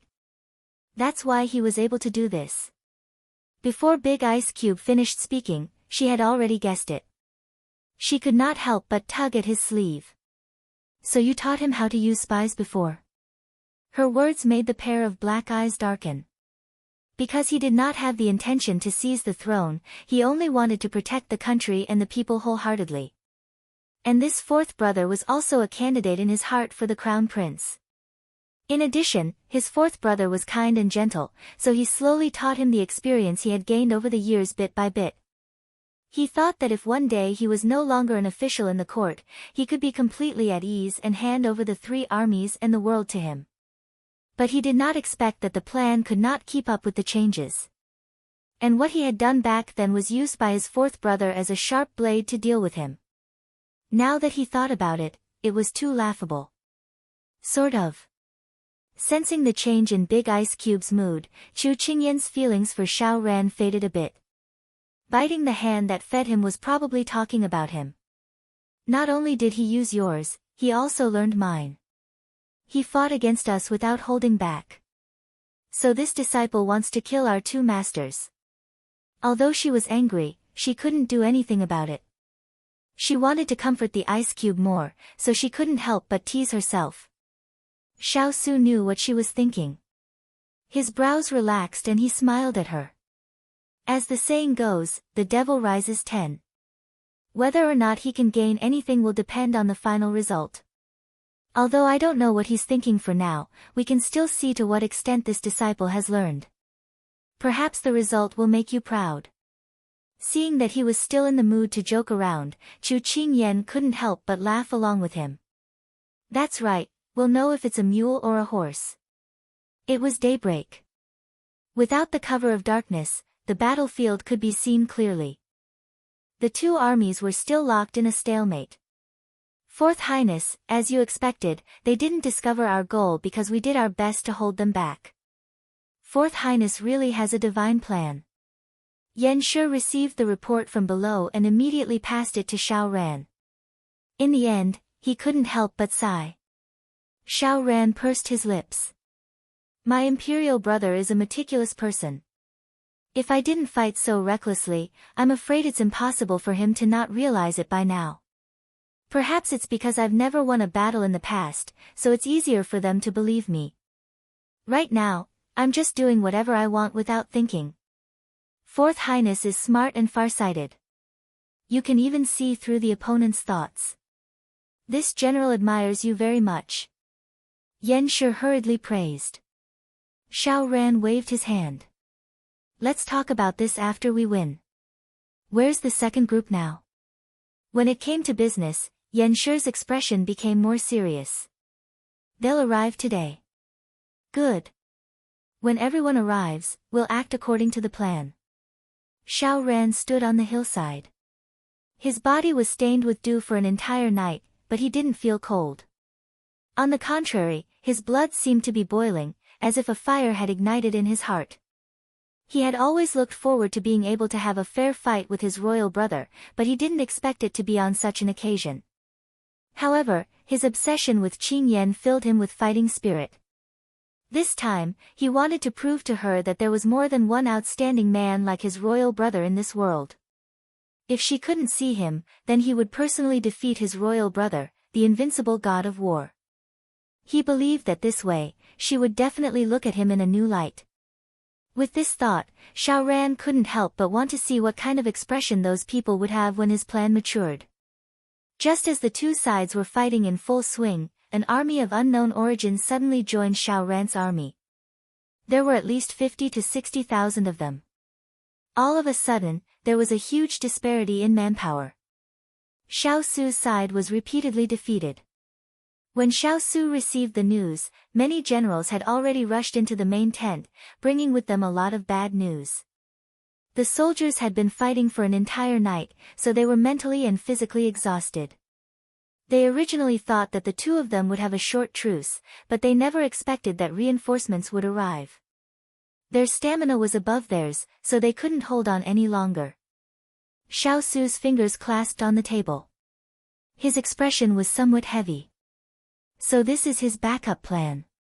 He had led the first batch of troops to launch a sneak attack, attracting all their attention. Then, when they were exhausted, the second batch of troops would arrive. How could the exhausted army compare to their energetic reinforcements? This plan was indeed well thought out. However, it wasn't just that. This was because using numbers to delay was the stupidest tactic. The enemy came too suddenly. Our people had just reacted when their defenses were breached. There was already a huge disparity in stamina between the two sides, so they were already at a disadvantage. With the addition of numbers, if they were to clash head-on, they had no chance of winning. This prince understands. Xiao Su's calm and collected appearance was like a cool breeze blowing away the restlessness in the tent. The anxious generals couldn't help but feel ashamed when they saw this. They had followed the Lord through all kinds of storms, so how could they lose their composure when they encountered a small problem? Chu Qingyan was originally worried about these generals, but when she saw that they were quickly adjusting themselves, she couldn't help but sigh in relief. Turning her head, she saw a tall and handsome figure drawing circles on the map. When he stopped, she heard him speak coldly, his voice filled with understanding. So it's like this. Did you find anything? She moved closer. When he looked at the map, the other generals also looked over. They have placed layers of troops in the north, south, east, and west. Their goal is to drive us to the west. When Xiao Su's words fell, Chu Qingyan looked to the west. There were 2 or 3 connected mountains. She couldn't help but be puzzled. Isn't he afraid that we won't be able to find us after we enter the mountains? He should have already made his arrangements. Xiao Su threw down his brush and smiled coldly. Order people to withdraw into the mountains. Everyone did not hesitate and left to carry out the order. Chapter 14:11. After fighting for a day and a night, Xiao Su's army began to retreat to the west. When they retreated to the foot of the mountain, Xiao Ran and the others also stopped attacking. The two sides were like hibernating leopards, eyeing each other covetously. Why didn't they pursue the matter after winning? Jing Guanghui looked into the distance and asked the person beside him in confusion. Hong Jianhua's face was serious. They waded through mountains and rivers to enter the battle. Everyone will be tired. Not only do we need to rest, they also need to rest. Don't lose your judgment just because they have the upper hand for a while. Jing Guanghui was embarrassed when he heard this. Then he said, didn't Lord say that their goal should be to drive us into the mountains? Why did they surround us at the foot of the mountain and not move? Hong Jianhua shook his head, his voice more serious than before. I don't know either. Lord said that the other side may be waiting for an opportunity, but I don't know what he is referring to. Jing Guanghui fell silent. The people beside him looked at the setting sun, their expressions were like the thick clouds that could not be dispersed, heavy and heavy. At the foot of the mountain, all was quiet. Only the sound of soldiers walking and patrolling could be heard. But everyone knew that this was the calm before the storm. Everyone was more careful and did not dare to relax. In the main tent, Xiao Su and Chu Qingyan sat opposite each other. Fourth brother already knows that you have been driven out of the camp. Xiao Su poured a cup of tea for her and pushed it in front of her. His eyes were gentle, as if the tense atmosphere outside did not affect him at all. Chu Qingyan chuckled and said, that's right. 2 days ago, I asked that spy to send him a message. I think that the only reason he dared to come here so brazenly is because he is certain that without me, Little Hai and the others would not listen to you. Last time, after she had subdued the army, she thought back and realized what Xiao Ran's plan was. Wasn't it to separate her from Big Ice Cube and not let her help? Without the eagles and wolves, even if Big Ice Cube's subordinates were elite soldiers, they could not compete with their numbers. After saying that, she supported her chin with one hand and smiled innocently and helplessly. This disciple seems to have learned better than I thought. Xiao Su smiled and sipped his tea. He raised his eyebrows and looked at her. Why don't you ask me how I found out? Chu Qingyan snorted and said matter-of-factly, Lu Bai was taken away by me and never came back. How could you not know? Could it be that your people are all useless?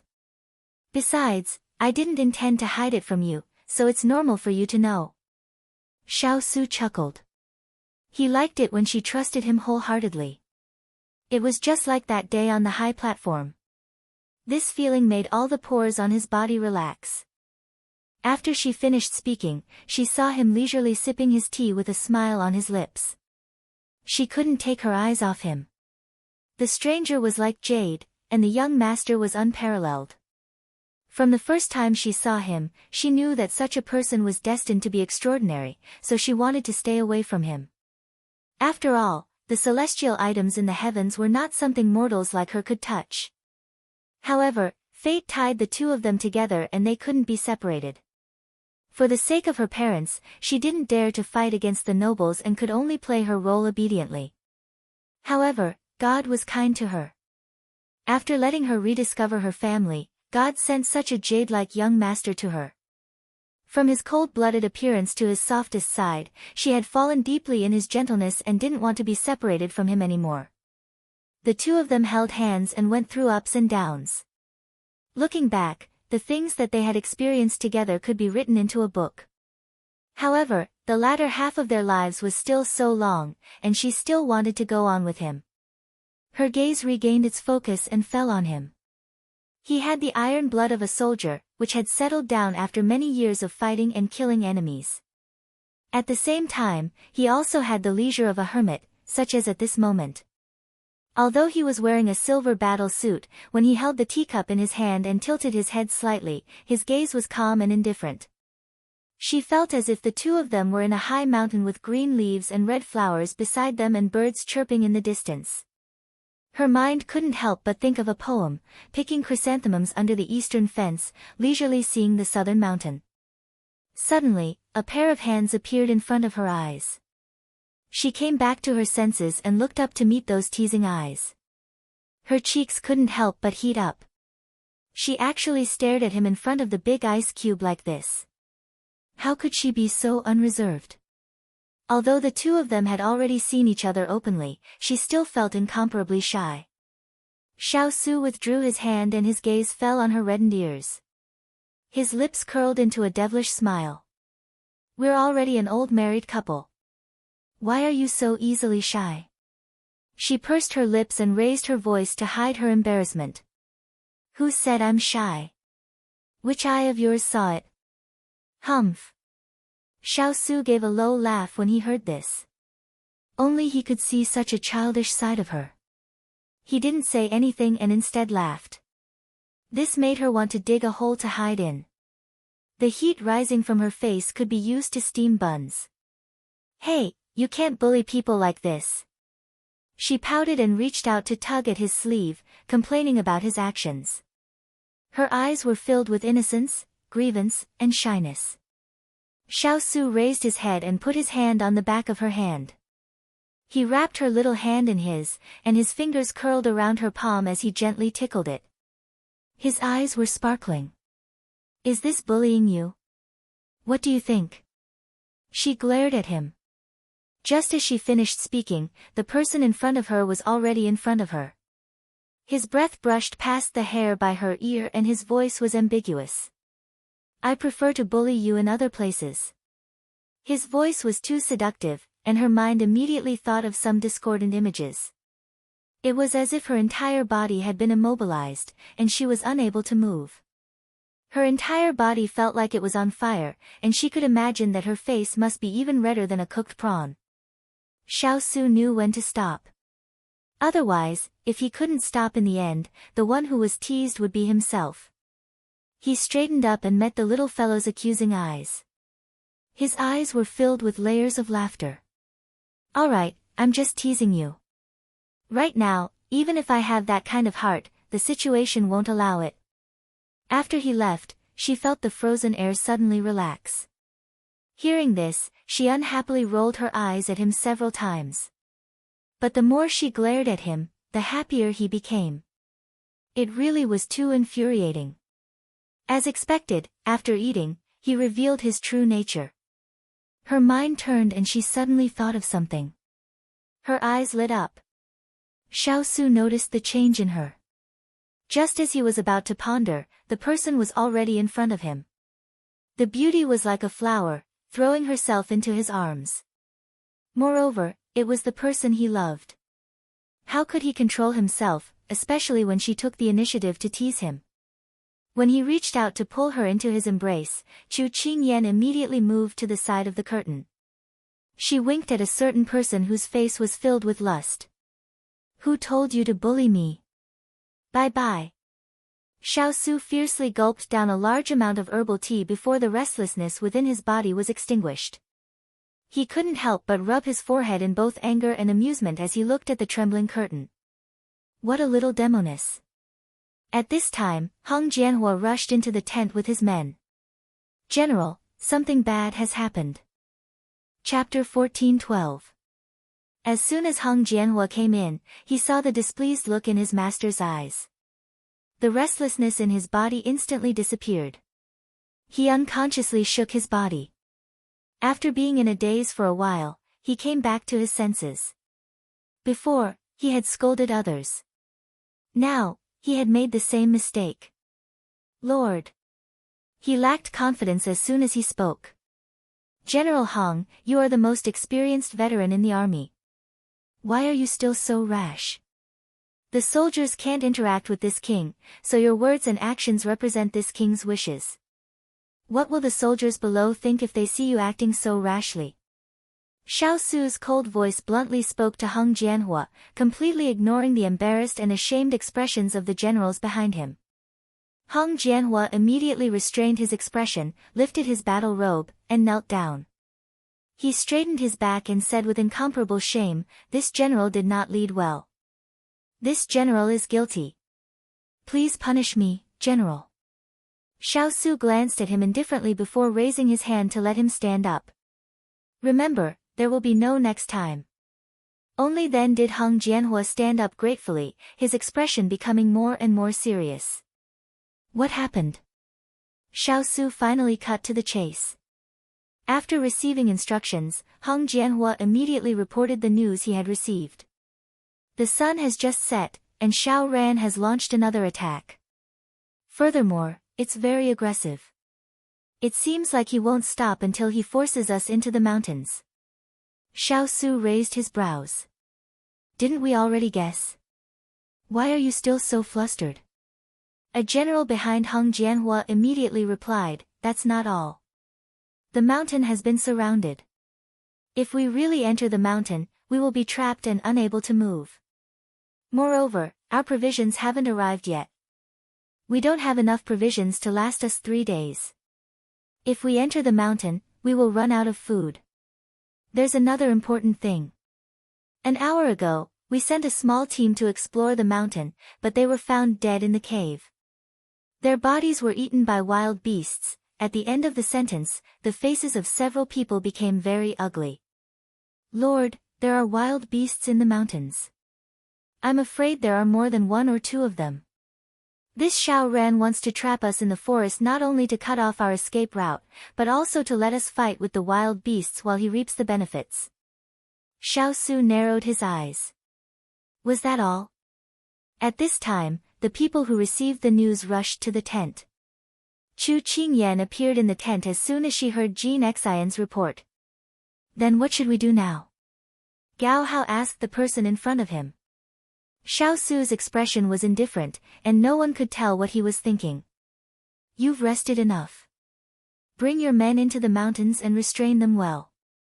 Don't make any mistakes." "Yes." Although it was clear that there was a mountain of daggers and a sea of flames ahead, they firmly believed in the Lord's orders and obeyed. Everyone had their own troops and retreated to make arrangements. In the end, only Chu Qingyan was left because her troops were still escorting the supplies and had yet to return. Big Ice Cube, I suspect that Xiao Ran has other motives. Chu Qingyan voiced her concerns. When she felt his encouraging gaze, she took a sip of tea and continued, although we're currently surrounded by them, we have a large number of people. It's impossible for them to trap 100,000 soldiers in the mountains. Even a rabbit will bite when cornered. Moreover, we're not rabbits. If they enrage us, the worst that can happen is that both sides will suffer losses. However, this won't benefit Xiao Ran at all. Because she didn't have an army at the moment, she wasn't as busy as the other generals. She didn't have time to look at the big picture, so she could see more clearly than the others. Husband and wife think alike. Xiao Su reached out and scratched her nose, then continued, after all, Consort, you spent so much effort to nurture him. He's also a studious and intelligent person. He didn't show it in front of us in the past, but now that he's ruthless, he has Imperial Father's shadow. However, on the battlefield, it's all about strength. If he shows his true abilities, I'll see if he's qualified to be my opponent. One shouldn't covet one's brother's wife. This was an unforgivable mistake that Xiao Ran had made, and it was also an unforgivable mistake that Xiao Su couldn't forgive him for. Without regard for their feelings, more than 10 years of brotherly love had been destroyed. This time, he wouldn't be merciful. When Chu Qingyan heard this, she nodded in agreement. Big Ice Cube, don't worry. Even if he has a lot of tricks up his sleeve, there's no need to be afraid. We also have a backup plan. As she spoke, she winked mischievously at him. Xiao Su chuckled. You're the only one who's mischievous. Everything was as Xiao Ran expected. Xiao Su's army was pushed into the mountains. All the exits have been surrounded by our people. There's no need to worry about them escaping. When Yanshi received the news, he immediately reported it to Xiao Ran. At this time, Xiao Ran was sitting in the tent. When he heard this, he couldn't help but walk out. Yanshi followed closely behind. After standing at the top of the mountain, Xiao Ran looked into the distance. The originally dark forest was now as bright as day. He knew that was where his brother's army was. The corners of his lips curled up. They had already stepped into his plan step by step. Lu Bai had already sent word that Qing Yan had been chased out of the army, and her beast army was no longer of any use. Eldest brother was like a broken wing, with just these 100,000 soldiers. If he wanted to drag things out, he would be able to drag them to their deaths. Your Highness, when do we make our move? Yanshi stood behind him and asked. There's no hurry. They're now on the tightest guard and can't achieve the best effect. Pass down the order to let the army rest for a while. There's still a hard battle to fight. Xiao Ran stroked his sleeve and replied calmly. Yanshi nodded and turned to give orders to the general behind him. When he turned back, he saw a red figure with his back facing him under the light of the fire. He suddenly felt a little dazed. He didn't know when, but from that gentle and untainted youth, he had grown into a general who made people tremble in fear. Experience can make a person change. He had heard a little about what happened in the palace. He and Xiao Su's entanglement with Chu Qingyan. He couldn't help but sigh. At this time, a sentence pulled him back to reality from his memories. 4 hours later, let's move. Yanshi composed himself. After confirming that he wasn't hallucinating, he immediately accepted the order. Hearing the footsteps behind him, Xiao Ran ordered the guard beside him. She was chased out not long ago. I believe she can't have gone far. Send a group of people to find her. No matter what, bring her back. Yes. After giving the order, Xiao Ran felt a lot more relaxed. He looked at the forest for a while and resolutely turned to leave. 4 hours later, on the top of the mountain, a row of archers was waiting. They pulled their bows and the difference was that the arrowheads were poured with kerosene. At this time, they were aiming at Xiao Su's army deep in the mountains. Needless to say, there were many trees in the mountains. It could be imagined that so many arrows would be enough to destroy the forest. Release. Chapter 14:13. Whoosh, the rocket left the bowstring and drew a beautiful arc in the sky, just like a meteor shower, falling to the earth. As soon as they landed, they started a fire. Xiao Su's army did not move at this time. There were no screams, no sounds of fighting, only dead silence.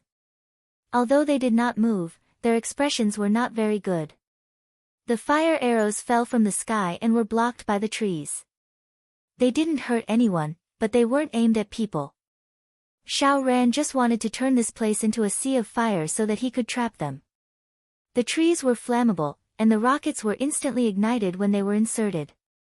All the generals surrounded Lord, their faces were filled with anger towards Xiao Ran. Chu Qingyan glanced at everyone's reaction and could not help but sigh. This Xiao Ran really dared to do anything. Not to mention the lives of the 100,000 soldiers, just look at the mountains. They rose and fell without end. If the fire was not controlled well and spread to the other mountains, then it would not just be 100,000 lives lost. The lives of the creatures in the mountains, as well as the villages near the mountains, would be incalculable. Chu Qingyan felt a chill in her heart. He was no longer the Xiao Ran of the past, the Xiao Ran who even brought back stray cats and dogs for her to help bandage. Now, things were still the same, but people were different. She only let herself reminisce for a while, but soon she pulled herself together and listened to everyone's discussion. Your Highness is right. They chased us into the mountains because they had a backup plan. They wanted us to be completely annihilated. This fire attack is really vicious. Yes, there are many ferocious beasts in the mountains.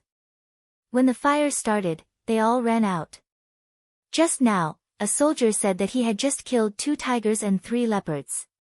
It's too scary. Not only that, look at these rockets. They are all following the wind.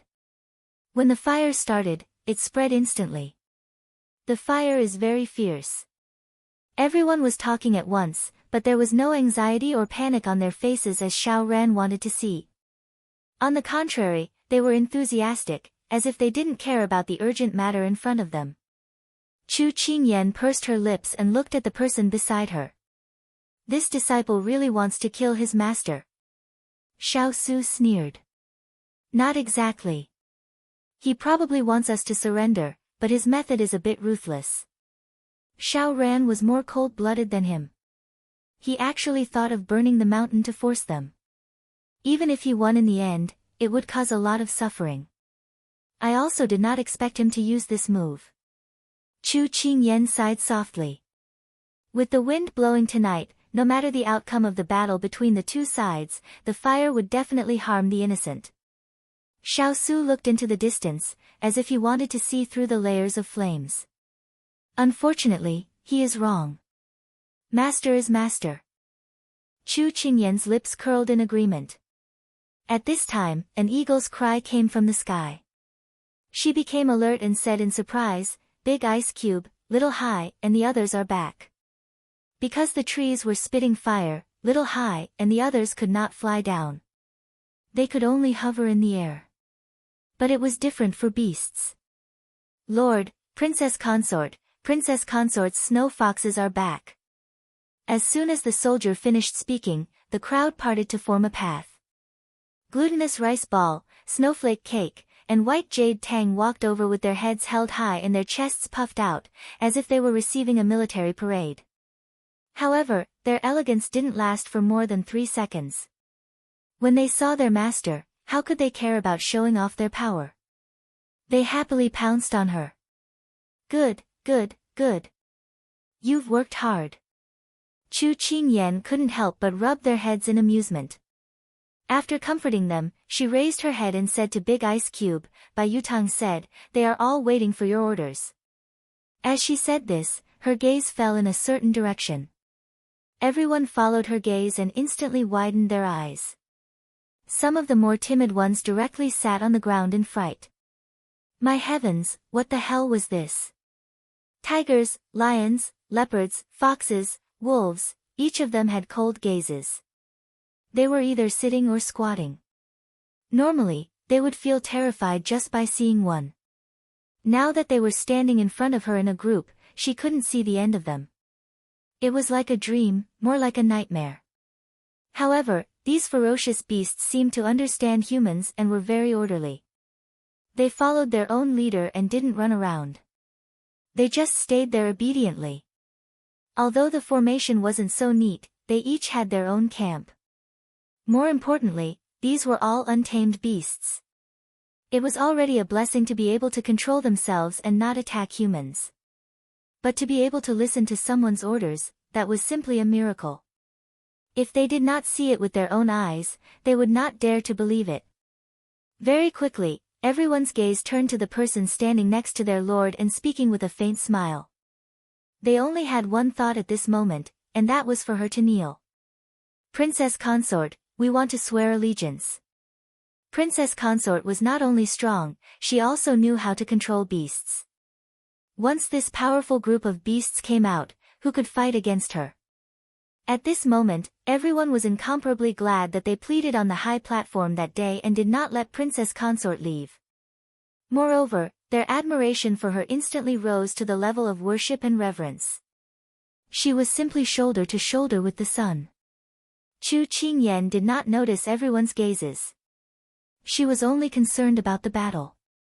And Xiao Su saw everyone's reaction and was in a good mood. His people deserved this kind of treatment. Send out the signal. Let the people in the dark prepare to move. In 15 minutes, we will coordinate from the inside and outside. Xiao Su gave the order. Xiao Ran, you are not the only one with a backup plan. We also have one. Huo Ling, Snowflake Cake and the others will follow you.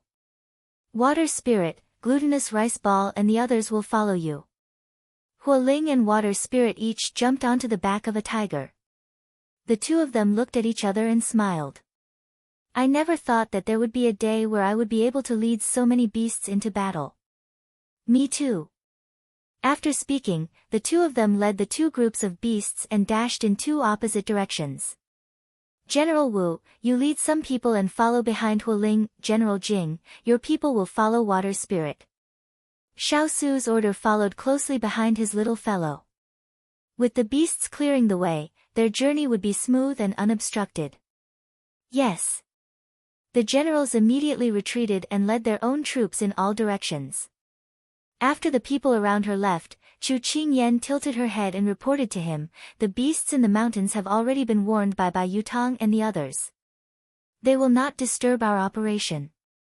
The reason why Glutinous Rice Ball and the others were not around these days was because they went to gather people. When they came back, they conveniently taught the beasts in the mountains a lesson.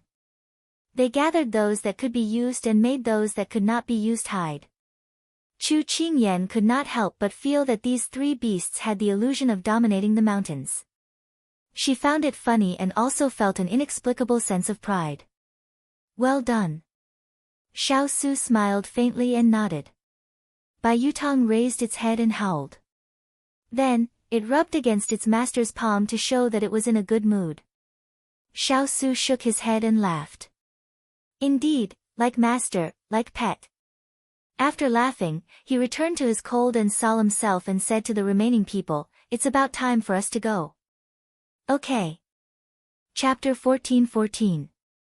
Chu Qingyan leaped onto a spotted tiger, and Bai Yutang led the way in front. The herd of beasts was like an arrow leaving the bow, rushing towards the exit with great momentum. Xiao Su led the troops and horses to separate from her, advancing side by side. In the dark night, the sea of fire was monstrous, and the two groups of people were like a long sword, cutting a path through the sea of fire, unstoppable. Cries and roars resounded through the entire mountain forest, as if the sky was about to be overturned. At the top of the hill, Xiao Ran, who was resting with his eyes closed, suddenly opened his eyes when he heard the roars. His face was full of disbelief. At this time, a soldier stumbled over, shouting as he ran, Your Highness, there's a beast attack, it's so scary, so many wolves, so many tigers." Before the soldier could finish his words, the sound of troops clashing could be heard, accompanied by the roars of beasts that shook the sky. Xiao Ran's eyes were fixed on the beasts that jumped out and bit everywhere. His eyes were red, and he was furious. "How could this be?" he muttered to himself.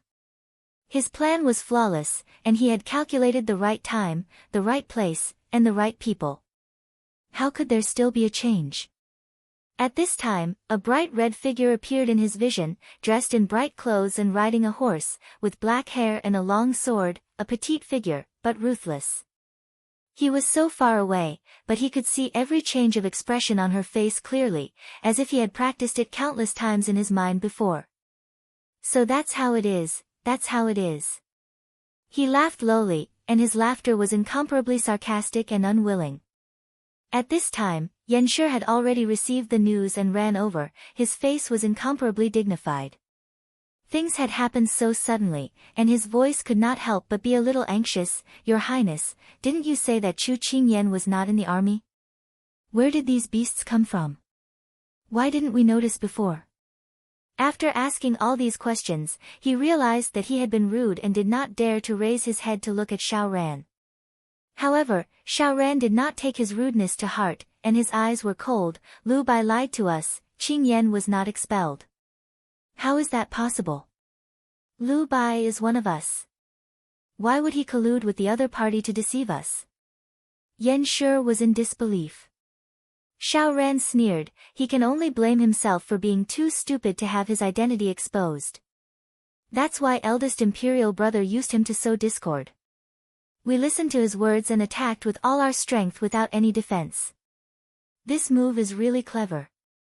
When Yanshi heard this, he panicked even more. Then didn't the King of England already guess our plan? So when they were chased into the mountains, they were just playing along? Not necessarily. Although he used Lu Bai, he didn't know about my plan. So, our plan is still a success. It's just that there were some accidents. Xiao Ran looked at the ferocious beasts below. A cold light flashed in his eyes. As for these beasts, they are not without weaknesses. Let the fire array deal with them.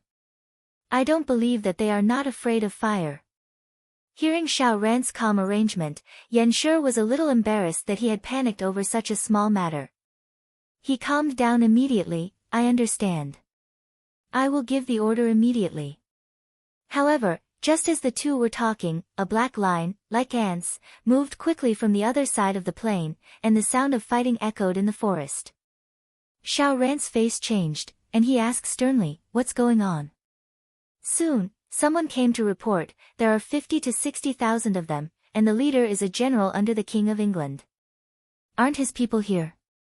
How can there be reinforcements?" After that, Xiao Ran pulled out his long sword and slashed at the trunk. "I know, all of this is really his plan. I was fooled by him. How can I be so stupid? Why can't he use a trick that I can? He could cross the sea and bring people to sneak attack, and his brother could also use the same trick to pretend that his 100,000 troops were there. He was too confident that he didn't order people to inquire before the plan was carried out." Yanshi was afraid that he would take things too hard, and wanted to go forward to persuade him, but he saw him pull out his long sword, jump on the back of the horse, and pull the reins. "I want to go to the battlefield personally."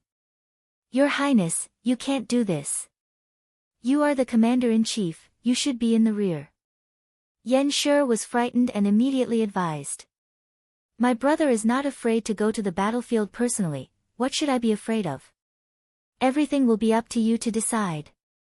"Hiya." After Xiao Ran finished speaking, he immediately whipped his horse and galloped down the mountain.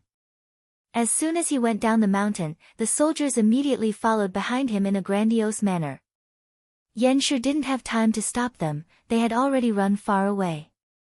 He felt very uneasy, but the fourth prince was not someone he could persuade, so he could only accept his fate and carry out his orders. Beasts were the best targets to attack, because they were different from humans. They didn't have any fighting methods, and any attacks came from their instincts.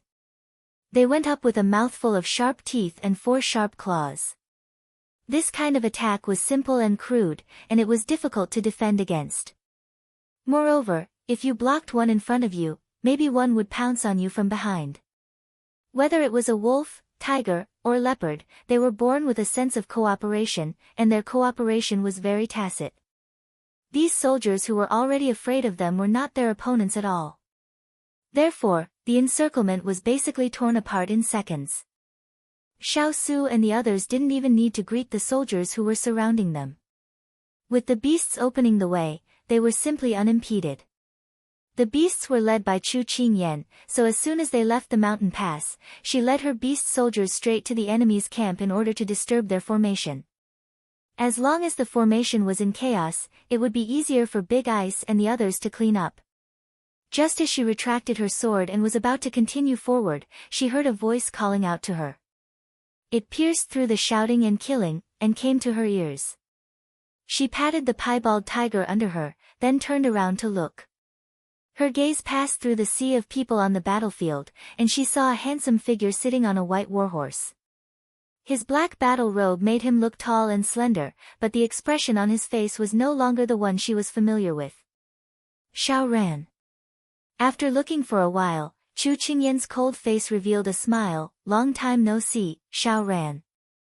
As the two of them looked at each other, the two sides slowly approached each other. He stopped his horse at a distance where he could hear her greeting. The first thing that surged into his heart was joy. She was still willing to talk to him. But when he met her eyes, his body suddenly stiffened. Those clear and beautiful eyes were covered with a thin layer of frost, cold and distant, without the intimacy of the past. This was what he didn't want and didn't dare to see the most. His heart instantly became restless, and he wanted to change the situation. Qingyan, I was wrong in the past, but I had no choice. You know my feelings for you. I want to give you happiness. I want you to be happy for the rest of your life, and not have to worry about anything. Chu Qingyan looked at him coldly. Is that so? But why do I feel that all these worries and fears are because of you? Chapter 14-15. Chu Qingyan's ruthless words made Xiao Ran's face turn white. Qingyan, I'm really doing this for your own good. He couldn't refute. Chu Qingyan laughed softly. Is that so? But aren't you already engaged? Is this what you mean by doing this for my own good? If you can't treat people wholeheartedly, how can you make me believe that you're doing this for my own good? Hearing this, Xiao Ran became very agitated. Qingyan, don't misunderstand. I'm marrying the Jing family purely because I need someone to support me in court. That way, I can have a foothold in court and it'll be easier for me to do things in the future. I don't have any feelings for Jing Mingzhu. If you're not happy, I won't pay attention to her in the future. Although she has the position of official consort and enjoys the glory, I still only have you in my heart. Imperial Consort Mother said that I can't take you as an official consort, but don't worry, I will persuade Imperial Consort Mother and make her let go. At least, I will fight for the position of secondary consort for you. I won't let you suffer any grievances. Qingyan, I know that you're considerate and reasonable. You'll definitely understand me. I was forced by the situation, so I'll make it up to you in the future. Saying this, Xiao Ran's mind suddenly flashed with a thought. His eyes burned as he looked at her. Qingyan, are you jealous? Saying this, he was very happy and immediately said, don't worry, I only have you in my heart. Enough. Chu Qingyan shouted angrily, stopping him from continuing to spout nonsense. She used to think that he was only making mistakes because he was too stubborn about his feelings for her. Now that she heard what he was saying, she could only feel a chill in her heart. She looked at him faintly and pursed her lips. Xiao Ran, you keep saying that you're doing this for my own good, but you're just too selfish. You're just doing these things in the name of being good to me. That's why you're doing these despicable things with a clear conscience. In reality, it's all for yourself. Xiao Ran became anxious when he heard this. Qingyan, you've misunderstood me. I'm really treating you with sincerity. Is that so? Do you know what I really want? Chu Qingyan stared at him and didn't give him a chance to think. She continued coldly, no, I don't know. What I hate the most is men having multiple wives and concubines. They eat from the bowl and look at the pot. They treat women as accessories, a stepping stone and a helping hand. Xiao Ran opened his eyes wide and retorted, since ancient times, which man didn't have 3 wives and 4 concubines? Besides, I've already explained that I'm engaged to Jing Mingzhu not because we love each other, but for the sake of the bigger picture. I'm sure she's well aware of this. Chu Qingyan looked at him quietly and finally sighed. Xiao Ran, do you know the difference between you and your imperial brother? You don't understand what I want, but your brother does, so he understands me. I want to be with him forever, and only he can give me that. Do you understand? You're already engaged, so don't think about anything else. Treat the person who'll be with you hand in hand for the rest of your life. No matter what the purpose of your union is, politics is politics, marriage is marriage. A girl is also a human being, not an object that can be sacrificed on the chessboard as you men wish. Xiao Ran opened his eyes wide and looked at her blankly. He didn't know what to say at this moment. Because the words she said were both unfamiliar and fresh to him. However, he was even more frightened by the coldness in her words. At this moment, the sound of horse hooves could be heard. Xiao Ran subconsciously raised his head and saw the figure approaching. He was dressed in silver battle robes that fluttered in the wind. He was as cold as ice, making people not dare to look at him directly. Some people were just like this. They were born with a kind of aura that made people feel intimidated. Xiao Su was an outstanding talent. The soldiers and horses approached and the 2 armies faced each other. Xiao Su came to his little fellow's side. He didn't greet Xiao Ran first, but asked her in a low voice, "Are you tired? Do you want to rest for a while? Please, my muscles and bones haven't loosened yet. Don't be in a hurry to send me off. Alright, I won't disturb you 2 brothers from catching up. I'll take care of the people for you first." Chu Qingyan winked at him and smiled mischievously. "Alright, let's go to the east," Xiao Su said with a faint smile. East? Chu Qingyan's eyes lit up. The big ice cube wouldn't give her a direction for no reason. She immediately led her herd of beasts to the east. Qingyan, seeing her leave without looking back after hearing his call, Xiao Ran felt as if a bucket of ice water had been poured over his head, chilling him to the bone. He had been provoked by the 2 of them standing side by side, and now that she was ignoring him, he couldn't help trembling in anger. Chu Qingyan really didn't want to pay attention to him anymore. She had already said what she needed to say. If he continued to be so stubborn, he would only have himself to blame. Meeting each other was a kind of fate, but not every friend that met and knew each other would be able to walk together to the end.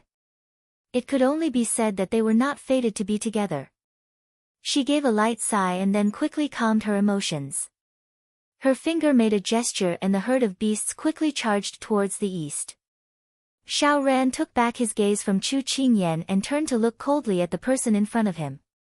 His eldest brother, the person he had respected since he was young and the person who taught him how to conduct himself, was sometimes more like a father than his imperial father. But many things had changed, including his feelings for him. But towards his eldest brother, he still felt a trace of apology in his heart. "Eldest brother, I really like Qingyan. I've let you down, but I don't regret it." He straightened his neck and seriously said this. Xiao Su lightly glanced at him. "Don't call me imperial brother anymore, I can't afford to be called that." Xiao Ran was stunned. It was like something had snapped in that moment. His heart slowly tightened, as if something had disappeared and would never appear again. And at this time, there was a sound coming from the east. Xiao Ran immediately turned his head to look and a group of people quickly appeared in his field of vision. The person in the lead was Fang Lu. He had seen him before. He was stunned at first and then his face filled with anger. Didn't he go to escort the provisions? Why would he appear here? You can do it secretly, so can this king. Xiao Su lightly said again. Xiao Ran looked at him in disbelief. Everything that had happened today had exceeded his expectations step by step. Fang Lu and the others had indeed gone to escort the provisions, but they had already returned. It was just that Xiao Su had been extra careful and had left them outside. Firstly, it was to protect the provisions, and secondly, it was to leave a backup plan. Looking at Lai Jun, who had met up with the little fellow, Xiao Su's lips curled slightly. A smile flashed through his eyes, but it quickly disappeared. He once again looked at the person in front of him. Xiao Ran, your plan this time has actually succeeded, but you were too impatient. Originally, you should have trapped us for a few days, waiting for us to be exhausted and hungry before you acted. Perhaps you would have had a chance of victory, but the unfinished words were self-evident. Chapter 14-16. It's a pity that you. As soon as Xiao Su finished speaking, Xiao Ran's expression changed. It was as if he had been seen through. His face turned red as he shouted, "Shut up! Even if I miscalculated, it's not certain who will win in the end. Don't be complacent too early." As soon as Xiao Ran finished speaking, he reacted. His face turned red and he didn't dare to look at the person in front of him. He had never thought that there would be a day when he would be so rude to his eldest brother, even glaring at him. For a moment, he didn't know what to do, but he hated this feeling in his heart. Xiao Ran's extreme reaction fell into Xiao Su's eyes, but it only caused a small ripple. He sighed softly in his heart, as if something was slowly drifting away with the wind. Since it's like this, then show me your true ability. Xiao Su didn't waste any more words. He pulled out the sword at his waist and pointed it at the moon, his eyes cold. Xiao Ran turned his head and met those cold black eyes. They didn't have the intimacy from before, only alienation and indifference. It was as if there were thousands of rivers and mountains between them, and that sword was shining with a silver light, piercing his eyes. He suddenly felt that there were many things that couldn't go back. "Your Highness, you mustn't be impulsive." The general beside him saw his absent-minded expression and was afraid that he would be swayed by his emotions after listening to Xiao Su's words. Xiao Ran came back to his senses. Seeing that the people around him didn't agree with him fighting with his eldest brother, he felt uncomfortable. They also thought that he was inferior to his eldest brother like Qin Yan. Eldest brother was the Sichuan god of war, but he wasn't bad either. He just didn't have a chance to show it. He clenched his teeth and pulled out his sword. Ignoring everyone's dissuasion, he squeezed the horse's belly with his legs. One man and one horse left the army and came to Xiao Su. "I accept the challenge." He sat on the horse with his head held high and his chest out, looking confident. Xiao Su looked at him indifferently. "Let's begin." Xiao Su's cold demeanor made it seem as if he didn't put him in his eyes at all. He couldn't help but purse his lips. His fingers tightened around the hilt of his sword as he urged his warhorse to charge at Xiao Su. When the tip of the sword reached an inch in front of Xiao Su, it was blocked by his sword. Xiao Ran snorted, but he didn't dare to underestimate his opponent. His hand drew a sword and attacked again. Xiao Su's long sword blocked his attack again. His posture was calm and unhurried, as if he was taking a leisurely stroll. After several exchanges, Xiao Ran's attacks were fierce, but they were all countered by Xiao Su. Xiao Ran couldn't help but feel anxious. In the distance, Chu Qingyan was commanding a herd of beasts to surround a group of soldiers. Sui followed beside her and glanced at the people fighting in front of them. He couldn't help but ask, "Master, His Highness and the fourth prince are fighting. Do you want to go over and take a look? Leave this place to this subordinate to handle." Chu Qingyan heard this and turned to look at the two people who were locked in a fierce battle. She smiled lightly and her voice carried a trace of amusement. "No need." Then she looked away and focused her attention on the enemy in front of her. Xiao Ran was not the big ice block's opponent.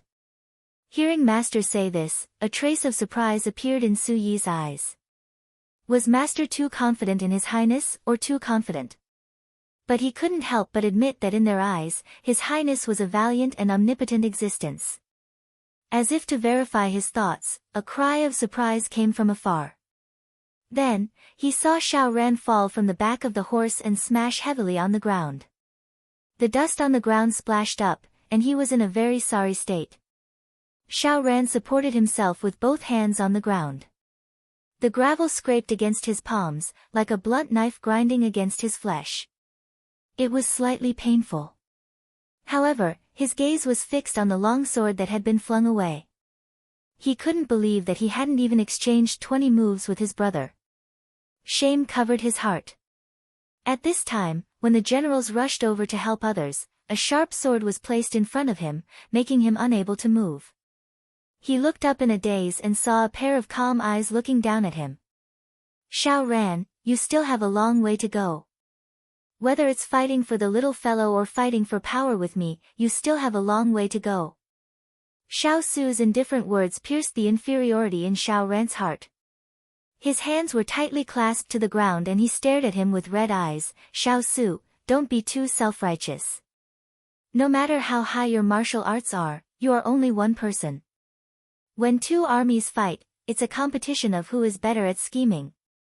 Sooner or later, there will be a day when I surpass you. Xiao Su didn't pay attention to his words. Looking at him, his eyes were indifferent. Your martial arts were taught by me. I know all of your weaknesses, not to mention your so-called army formation. If I wanted to defeat you, it would be as easy as turning my hand. Xiao Ran's face turned white.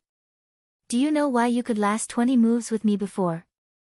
Xiao Su looked at him, as if he was looking at his younger brother through him. Because you're my younger brother. So as the older brother, how could he be so heavy-handed? Xiao Ran's eyes widened as he stared at him in disbelief. Could it be that he had been letting him win in the past? There was no doubt about the answer. Otherwise, when he fought with his imperial brother today, he wouldn't have been so helpless. Xiao Su continued, just now, you said that the key to a battle between two armies is the commander's army formation. I admit that, but, he paused and put away his sword. His gaze became lazy as he chuckled, do you think you still have a chance to turn things around? As soon as he finished speaking, Xiao Ran's general's expression changed. Looking around, he found that they had lost nearly half of their men. The rest were too frightened by the ferocity of the beast horde to make a move. In short, it could be said that they had already lost. Xiao Ran also found his situation at this time. Other than the direction he came from, the other 3 directions had already been occupied by Xiao Su's people. Moreover, they were still eyeing them covetously. Just by fighting with Xiao Su for a short while, his men had already suffered heavy losses. Your Highness, we have to retreat quickly. The general on the side said anxiously. No, we have to fight it out with them. Xiao Ran stood up and grabbed the sword that his subordinate had picked up. Although he wasn't confident, he couldn't lose face. He couldn't be a person who ran away at the last minute. Otherwise, he wouldn't have the face to see Qing Yan in the future. Your Highness, if we delay any longer, I'm afraid we will be surrounded from all sides. At that time, it will be difficult to escape. That's right, Your Highness. Where there is life, there is hope. Let's go back and plan well.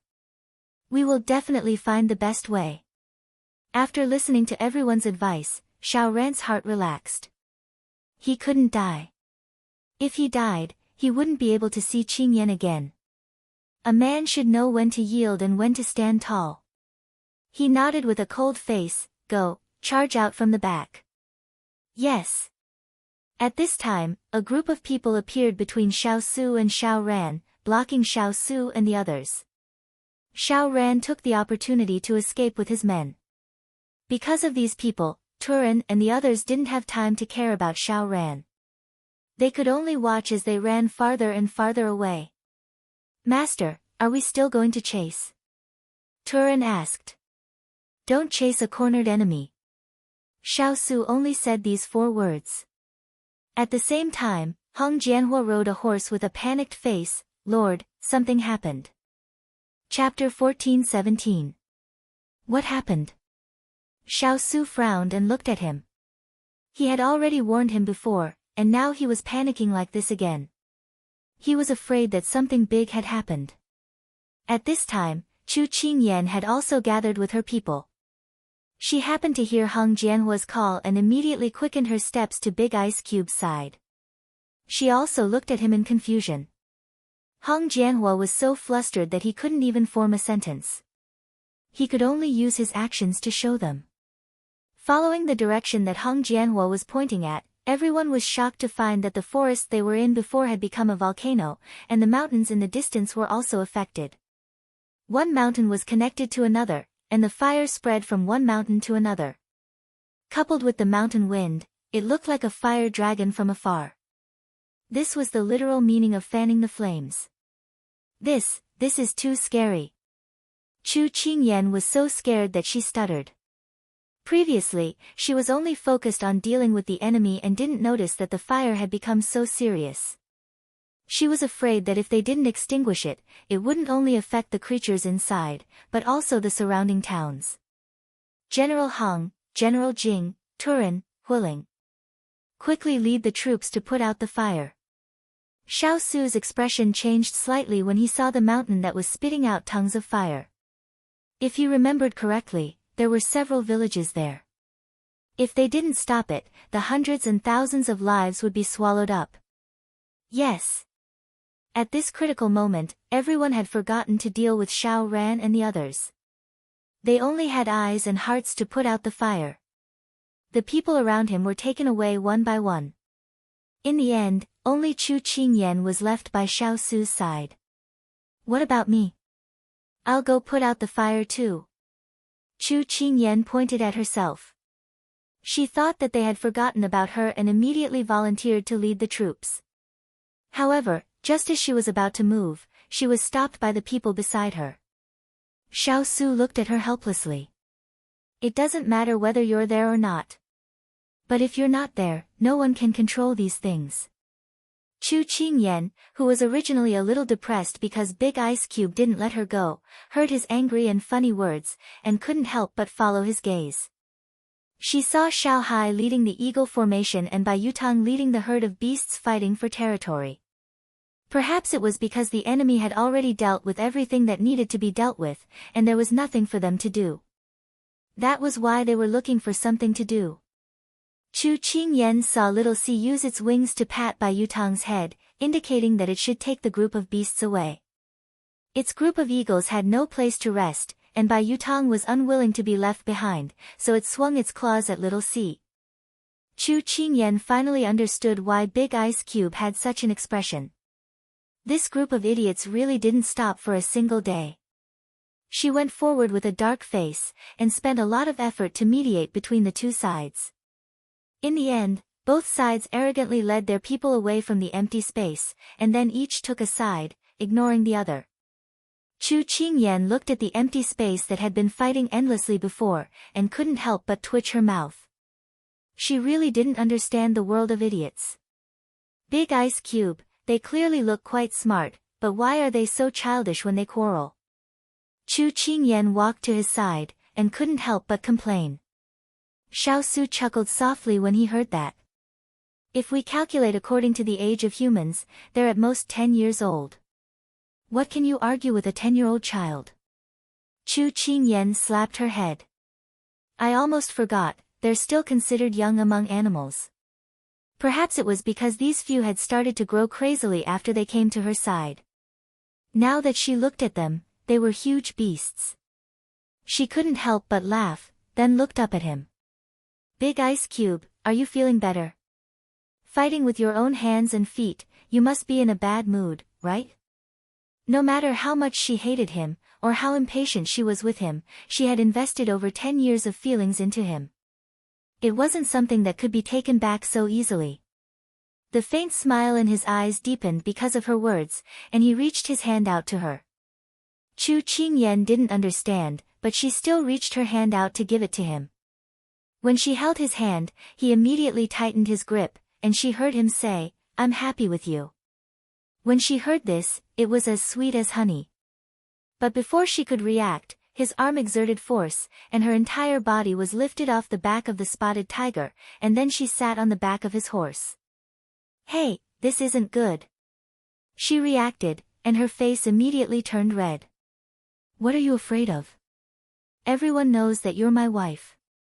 If anyone is unhappy, let them find another one. Xiao Su snorted disapprovingly. Chu Qingyan's face turned red when she heard the big ice cube's words. Instead of feeling embarrassed, he was proud of it. If Huoling and the others heard this, they would feel like their mouths were stuffed with dog food. When Xiao Ran returned to the camp, he was told that only half of his 100,000 troops were left. He was so angry that he smashed everything he could, and in the end, he could only sit down in a chair. At this time, what entered his eyes was his torn battle clothes. Before leaving the capital, his lady mother had specially told him to wear it. She said it was indestructible and invulnerable, but now it was easily torn by his royal brother. He felt that he was just like the battle clothes he was wearing, it was simply a joke. Your Highness, what should we do next? 50,000 troops against the King of England's 100,000 troops is simply throwing an egg at a rock. Adding in his herd of beasts, our people won't have any advantages at all. If we don't handle it well, we might be completely wiped out. A general was worried and half afraid as he analyzed the situation. When these words fell, everyone's eyes fell on Xiao Ran. These eyes were asking for help, respectful, but there were also doubts and distrust. Xiao Ran was very clear that some of these people didn't belong to his faction. He knew a long time ago that they didn't trust his ability. Now that he had slapped himself in the face, he couldn't blame them for doubting his ability. If he wanted to restore his image, he had to defeat the eldest brother's people in the next battle. But even the cleverest housewife couldn't cook without rice, let alone a confrontation between manpower and manpower. He knew that if he fought with the eldest brother, they would be convinced, but he didn't have the ability and energy to do so right now. I'll ask my royal father to give us more troops. I'm not afraid of the disparity in manpower. Xiao Ran squeezed this sentence out from the crack in the door. Everyone nodded. This was the only way. After discussing with everyone, Xiao Ran wrote a letter, put it in an envelope, and let someone take it back. However, these 2 days, Xiao Ran was very anxious, but there was no movement outside at all. However, at this moment, Yan Shi walked in with a letter in his hand. Your Highness, your letter is from the capital. Xiao Ran's eyes lit up. Could it be that his royal father had replied? Just as Xiao Ran excitedly opened the letter and browsed through it, his face turned pale little by little. Lord, what's wrong with you? Yan Shi was so scared that his legs trembled. Xiao Ran took a deep breath, but still felt uncomfortable in his chest. Nansang Kingdom, Junlan Kingdom, and Lulan Kingdom have formed an alliance. Now they plan to use their iron hooves to trample over our country and nibble away our Sichuan. At the same time, Xiao Su had just received a letter from Xiao Ho in the capital. Chapter 14:18. After Xiao Su finished reading the letter, his expression was subtle. Chu Qingyan, who had just entered, saw this scene and couldn't help but lean over. What happened now? Xiao Su directly handed the letter to her. Take a look. Seeing him like this, something terrible must have happened. Chu Qingyan didn't say anything and took the letter. She read 10 lines at a time and carefully read it. The more she read, the more interesting her expression became. In the end, she couldn't help but laugh. Even the heavens aren't helping them. Xiao Ho said in the letter that Nansang had persuaded Junlan and Lulan to send troops to Sichuan. Because the 3 countries were in 3 different places in Sichuan, they formed a 3-sided siege. It was fine if it was 1-on-1, but if it was 1 against 3, no matter how strong Sichuan's military was, they couldn't care less about the other side. Now, Sichuan Emperor was in a terrible fix. Xiao Su didn't comment. Now that they have internal and external troubles, even if they have 3 heads and 6 arms, they can't take care of everything. As long as one side falls, only destruction awaits them. Chu Qingyan analyzed objectively. Xiao Su nodded. Attend to one thing and lose sight of the other. Chu Qingyan agreed. Then, she thought of something. Big ice block, Sichuan's current strength is enough to deal with the 3 countries. Do they have a chance of winning? Xiao Su laughed lightly. Although Nansang suffered heavy losses last time, they still have hundreds of thousands of troops.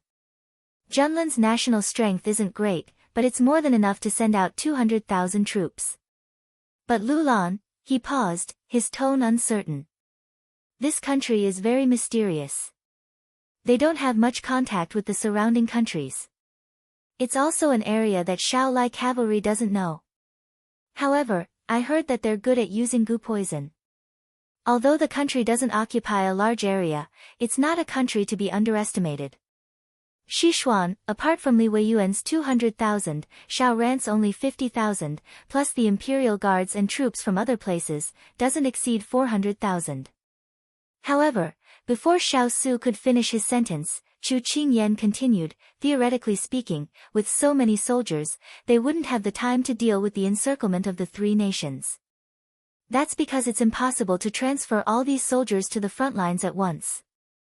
Furthermore, the enemy's attack was sudden, and every nation sent their best soldiers. Perhaps Shi Xian had already started to panic. No matter which side they went to support, they wouldn't have enough soldiers. At most, they could only delay the enemy's attack, but they wouldn't be able to stop it. In the end, they would all be nibbled away by the enemy. How do I know how he'll deal with the enemy? She snorted and asked. Her dislike of Sichuan Emperor had already risen to the level of loathing. How could such a narrow-minded and selfish person be worthy of being the ruler of a country? Whenever she thought of his battered appearance, she felt her mood lighten up. You. Xiao Su bent his finger and knocked her on the head. When she covered her head and glared at him, he withdrew his hand. His expression changed from relaxed to serious. If it weren't for the internal strife, the three countries of Nansang wouldn't have taken advantage of the situation to invade. However, the emperor can only blame himself for this. It's just that when the nest is overturned, there are no intact eggs. If Shi Xian falls, the people won't be able to live in peace. Chu Qingyan stared blankly. She had only been thinking about the Sichuan emperor's enmity, but had forgotten to consider the price behind it. Her expression also became serious. Xiao Su saw her tense expression, and the seriousness from before immediately dissipated. His eyes revealed a faint smile. It won't come to that. Chu Qingyan didn't understand what he meant for a while. She looked at him blankly. Xiao Su smiled and reached out to stroke her head. His movements were doting. Don't be afraid. I'll protect you. She felt the image of a big ice cube suddenly grow, but she still said seriously, you don't have to be afraid. I have Xiao Hai and the others. I'll also protect you. Xiao Su's eyes were filled with warmth. In the past, when he was alone, no one had ever said such words to him. Because everyone thought that he was strong enough and invincible, everyone sought his protection. But very few people asked him if he was tired or if he needed a shoulder. But now, this delicate little girl in front of him was standing on her tiptoes, trying her best to hold up the sky with her hands. He wasn't a cold-hearted person, so how could he not be moved? His fingers slid down her soft black hair to her cheeks. Her smooth skin was as smooth and warm as jade, making him unable to let go. He softly said, as a 9 feet tall man, how can I let my wife be in danger? As long as I'm here, I won't let anyone hurt you. These words made her very happy, but she couldn't help but ask, then what if you're not here? Seeing through her thoughts, he chuckled. The movements of his fingers became even gentler. Even if I'm not here, I'll still arrange for your future. When she heard this, she immediately slapped away his hands that were constantly taking advantage of her. She harumphed. Who cares about the future? If you dare to abandon me, I'll make trouble for you until your next life, and the one after that, you won't be able to live in peace. Xiao Su smiled and pulled her into his embrace. He lowered his head and lightly kissed her pink lips. All right, you won't be able to live in peace. Hearing the teasing tone in his words, she straightened her neck and decided to ignore him for 2 hours. But how could Xiao Su let her do that? He caressed her back and said, let me test you. What do you think Xiao Ran will do? Chu Qingyan's mind began to work quickly. In an instant, she forgot about the decision she made. I'm guessing that he'll leave a portion of his people to restrain us, and then bring the rest to the front lines? As she said this, she raised her head to look at him. But when she saw his smile that wasn't a smile, she became less and less confident. He won't do that because he knows that these people won't be able to restrain me. In the end, he'll just raise a tiger and cause trouble. He's worried that he won't be able to deal with the Allied forces, and I'll become the biggest threat instead. After all, Southern Blue and the others are attacking from the outside, while I'll attack from the inside and destroy them from the inside. Then what do you mean? She was a little confused. He'll ask for a ceasefire. Xiao Su lightly tugged his lips into a cold smile. He was his disciple, and there was probably no one who understood him better than him. Sure enough, that afternoon, Xiao Su received a ceasefire agreement from Xiao Ran. Chu Qingyan looked at the person in front of her with starry eyes. Big ice block, you're practically a god with foresight. Xiao Su chuckled. It's not that I'm smart, but that this is the only path in front of him. He has no choice but to choose it. However, there should be another way. But Xiao Ran's skin wasn't that thick. But the one in the capital might be different. Then what do you think? Do you accept it or take the opportunity to take them down? Chu Qingyan blinked and licked her lips like a mischievous spirit. This them wasn't referring to Xiao Ran's army, but the people in the capital. Chapter 14:19. The atmosphere was originally very solemn, but Xiao Su didn't know whether to laugh or cry at her childish and excited expression. He tapped his fingers on the table and looked at the dirty subordinates standing below. His eyes narrowed and he revealed a fox-like smile. Of course it's to accept.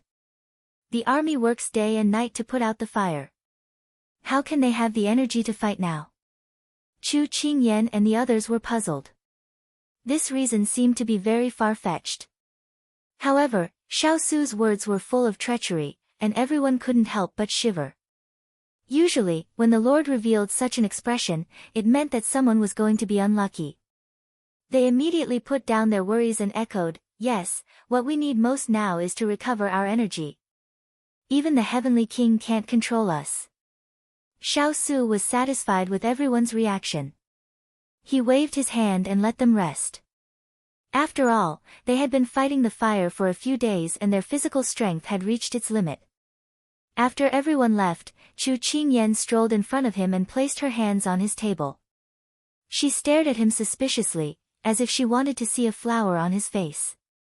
Xiao Su allowed her to size him up but didn't say anything. Finally, she couldn't hold it in and tapped the table with her fingers.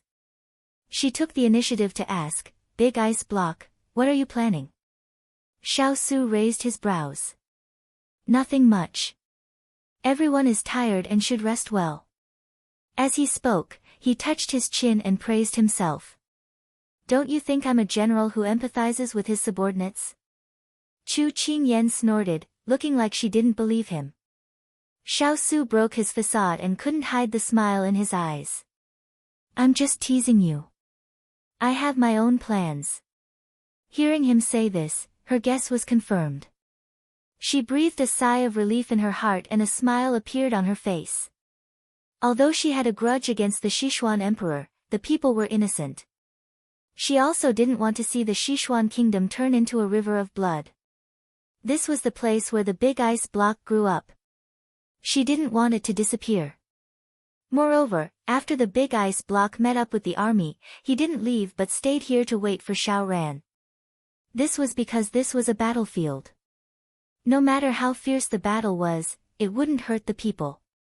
So even if the Sichuan emperor did so many heinous things, the big ice block still cared for the people. The big ice block who cared about the world and was merciful. She felt that he wasn't worth it. But wasn't this also his personal charm? She was attracted to him to be this character.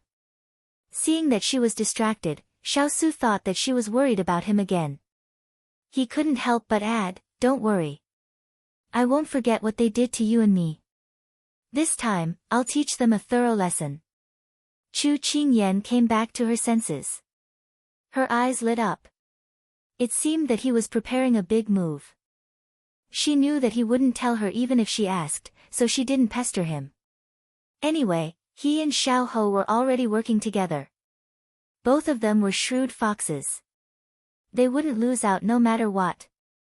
In the distance, Xiao Ho suddenly sneezed. He touched his nose and was a little confused. Who was talking behind his back? When Xiao Ran received Xiao Su's reply, although he had achieved his goal, he didn't know why he felt very conflicted. Originally, they were on opposite sides. They should have fought to the death. However, now that the enemy was invading, he wanted to take the initiative to ask for peace. Clearly, he had challenged him before, but now he was lowering himself to negotiate with him. He really wanted to laugh out loud. Even the heavens were on his imperial brother's side. How sullen. But what could he do?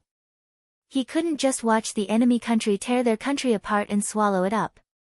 Xiao Ran crumpled the letter in his hand into a ball and slammed it on the table. There was nowhere to vent the anger in his heart. He had to suffer but couldn't say anything. Yan Shi saw him like this and felt very uncomfortable in his heart. After all, he had watched this man plan all the way. As long as the reinforcements arrived, the King of England and the others wouldn't be a threat at all. However, such a thing happened at the crucial moment. Now, he could only lower himself to negotiate with the other party. No man with courage could swallow this. Fortunately, His Royal Highness was a man who endured humiliation and put the overall situation first. Your Royal Highness, although the King of England has agreed, I am worried that he will go back on his word halfway. Yan Shi expressed his worries. These words were echoed by many generals. Realizing that he didn't control his emotions well and lost his composure in front of his subordinates, Xiao Ran immediately restrained his expression. He coughed softly and replied, "You don't have to worry about this. My brother is a man of his word. Since he has promised, he will fulfill it. Moreover, he has the people in his heart. After all, this is the country he has protected for more than 10 years. No one knew his brother better than him. Although it was rumored that his brother was cold-blooded and ruthless, if he was really ruthless, then no one in the world would be affectionate and righteous.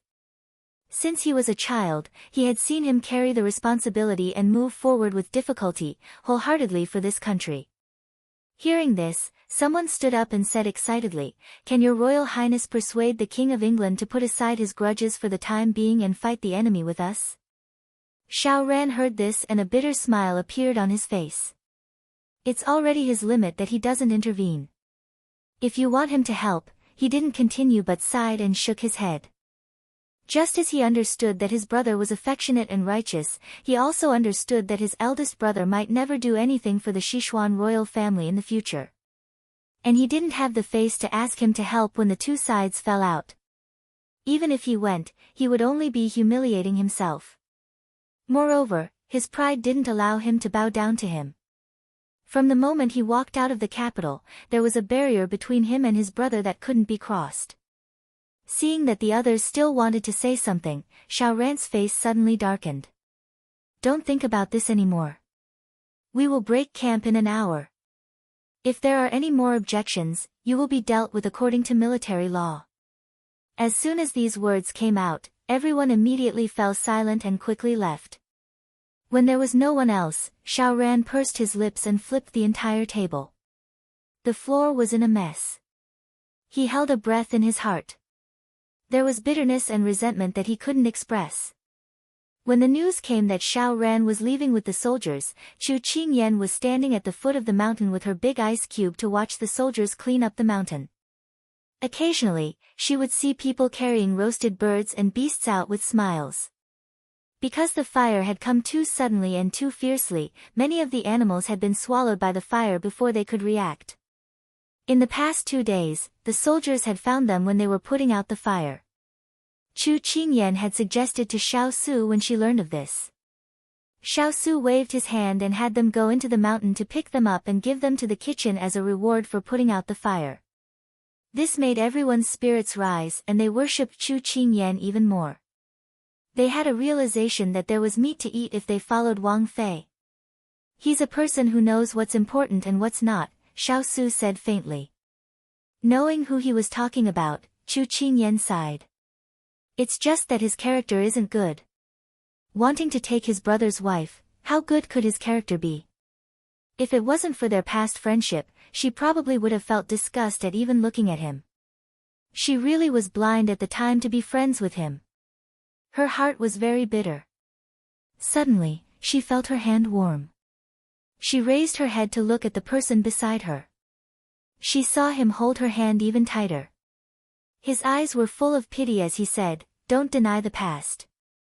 At least from the beginning, he really thought of you as a friend."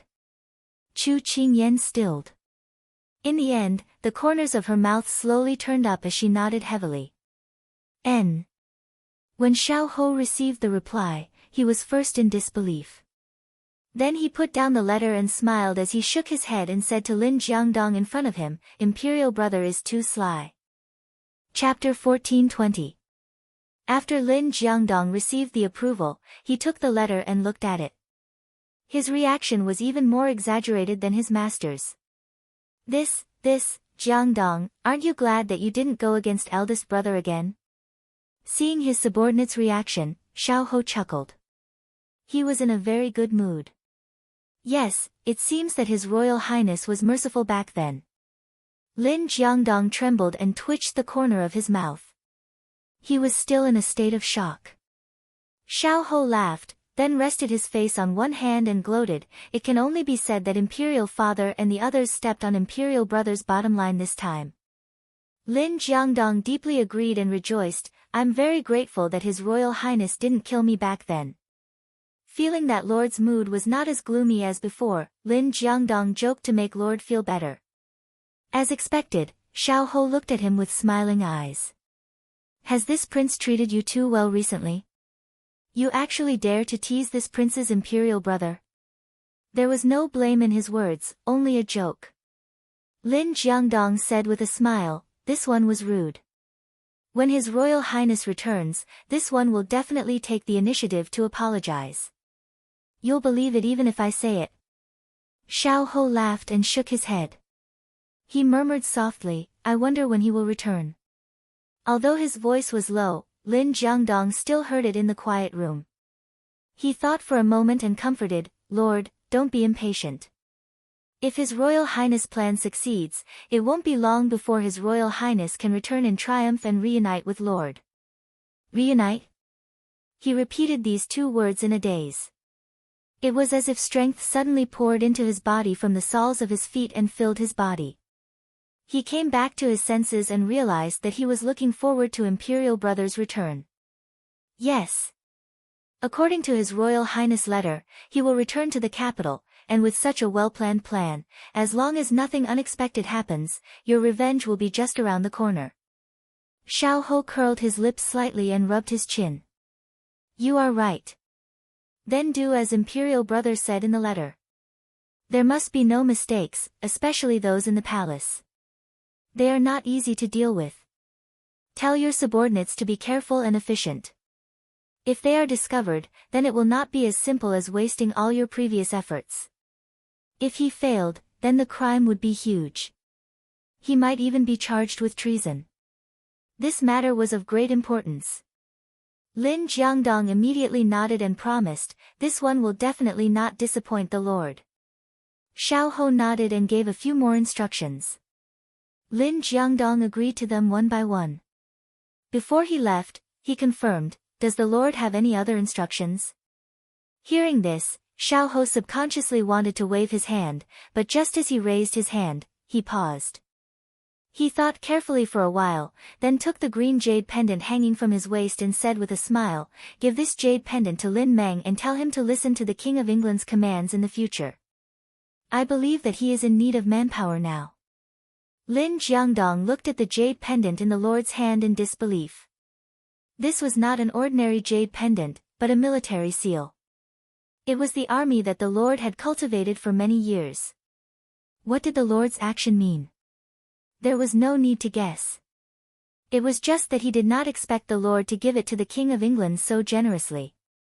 It was not until he heard a light cough that he hurriedly reached out with both hands to take it. "The Lord, this is the force that you have cultivated for many years."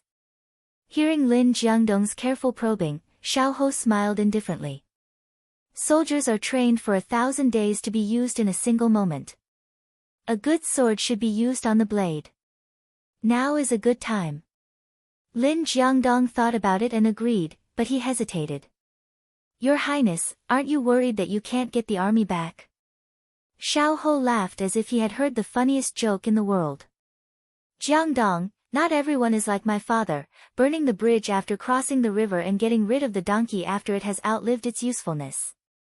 If you can't trust my brother's character, then I don't think there is anyone else in this world who can be trusted." Lin Jiangdong thought about the King of England's actions over the years and couldn't help but nod with an ashamed expression. It is this one who has gauged the heart of a gentleman with the yardstick of a villain. "It's fine. You are also thinking for me, but," Xiaohou said, his smile suddenly becoming fainter. "These soldiers, I have given them away and have no intention of getting them back. Perhaps these people will be more useful in his hands." These words shocked Lin Jiangdong even more than before. But no one could change the decision made by the Lord, except for Princess Peng Zhijing. Unfortunately, she was no longer in this world. Lin Jiangdong felt that the Lord was making arrangements for his death. When this thought flashed through his mind, he couldn't help but want to slap himself. He immediately bowed and asked to leave. "This one understands. If the Lord has nothing else, this one will leave." Xiaohou waved his hand and let him leave. After the door was closed, the sound of footsteps slowly faded away. Xiaohou gathered his thoughts and his gaze fell on the envelope again. The ink on the yellow cover glowed in the firelight. The handwriting was elegant and flamboyant. The smile at the corner of his mouth deepened. Without the restraints of blood and responsibility, the eldest brother seemed to be living more and more freely. That was his wish in the past. He always thought that after getting his revenge, he could live the way he wanted. Now, he no longer had any thoughts of walking in this world. The only thing that had supported him until now was those grudges. It was good to see someone achieve his original wish for him. So, he had to protect him well. "Imperial brother, when you return, it will be the day when the dust settles." In the Sichuan Imperial Palace. A sharp and crisp sound cut through the silence in the room, but it brought with it an even more deathly atmosphere. The Sichuan Emperor panted. The venting just now had left him somewhat powerless. In just half a month, he appeared to be old. He was not like in the past, when he was over 50 years old but vigorous. It was unknown whether it was because he had been tired recently or because he was ill, but he seemed to have aged 10 years. But right now, his eyes were filled with anger. The dragon's might was still there. He glared angrily at the officials in front of him and scolded, "What the hell are you doing? Didn't you already send a large army? Why can't you even defend the city? Previously, the other party attacked suddenly. You said you didn't have time to respond, and I will not pursue the matter. Now that it has happened so long ago, you still want to use the excuse that you didn't have time to prepare. Your Majesty, please calm your anger." The officials of the imperial court knelt in front of the table.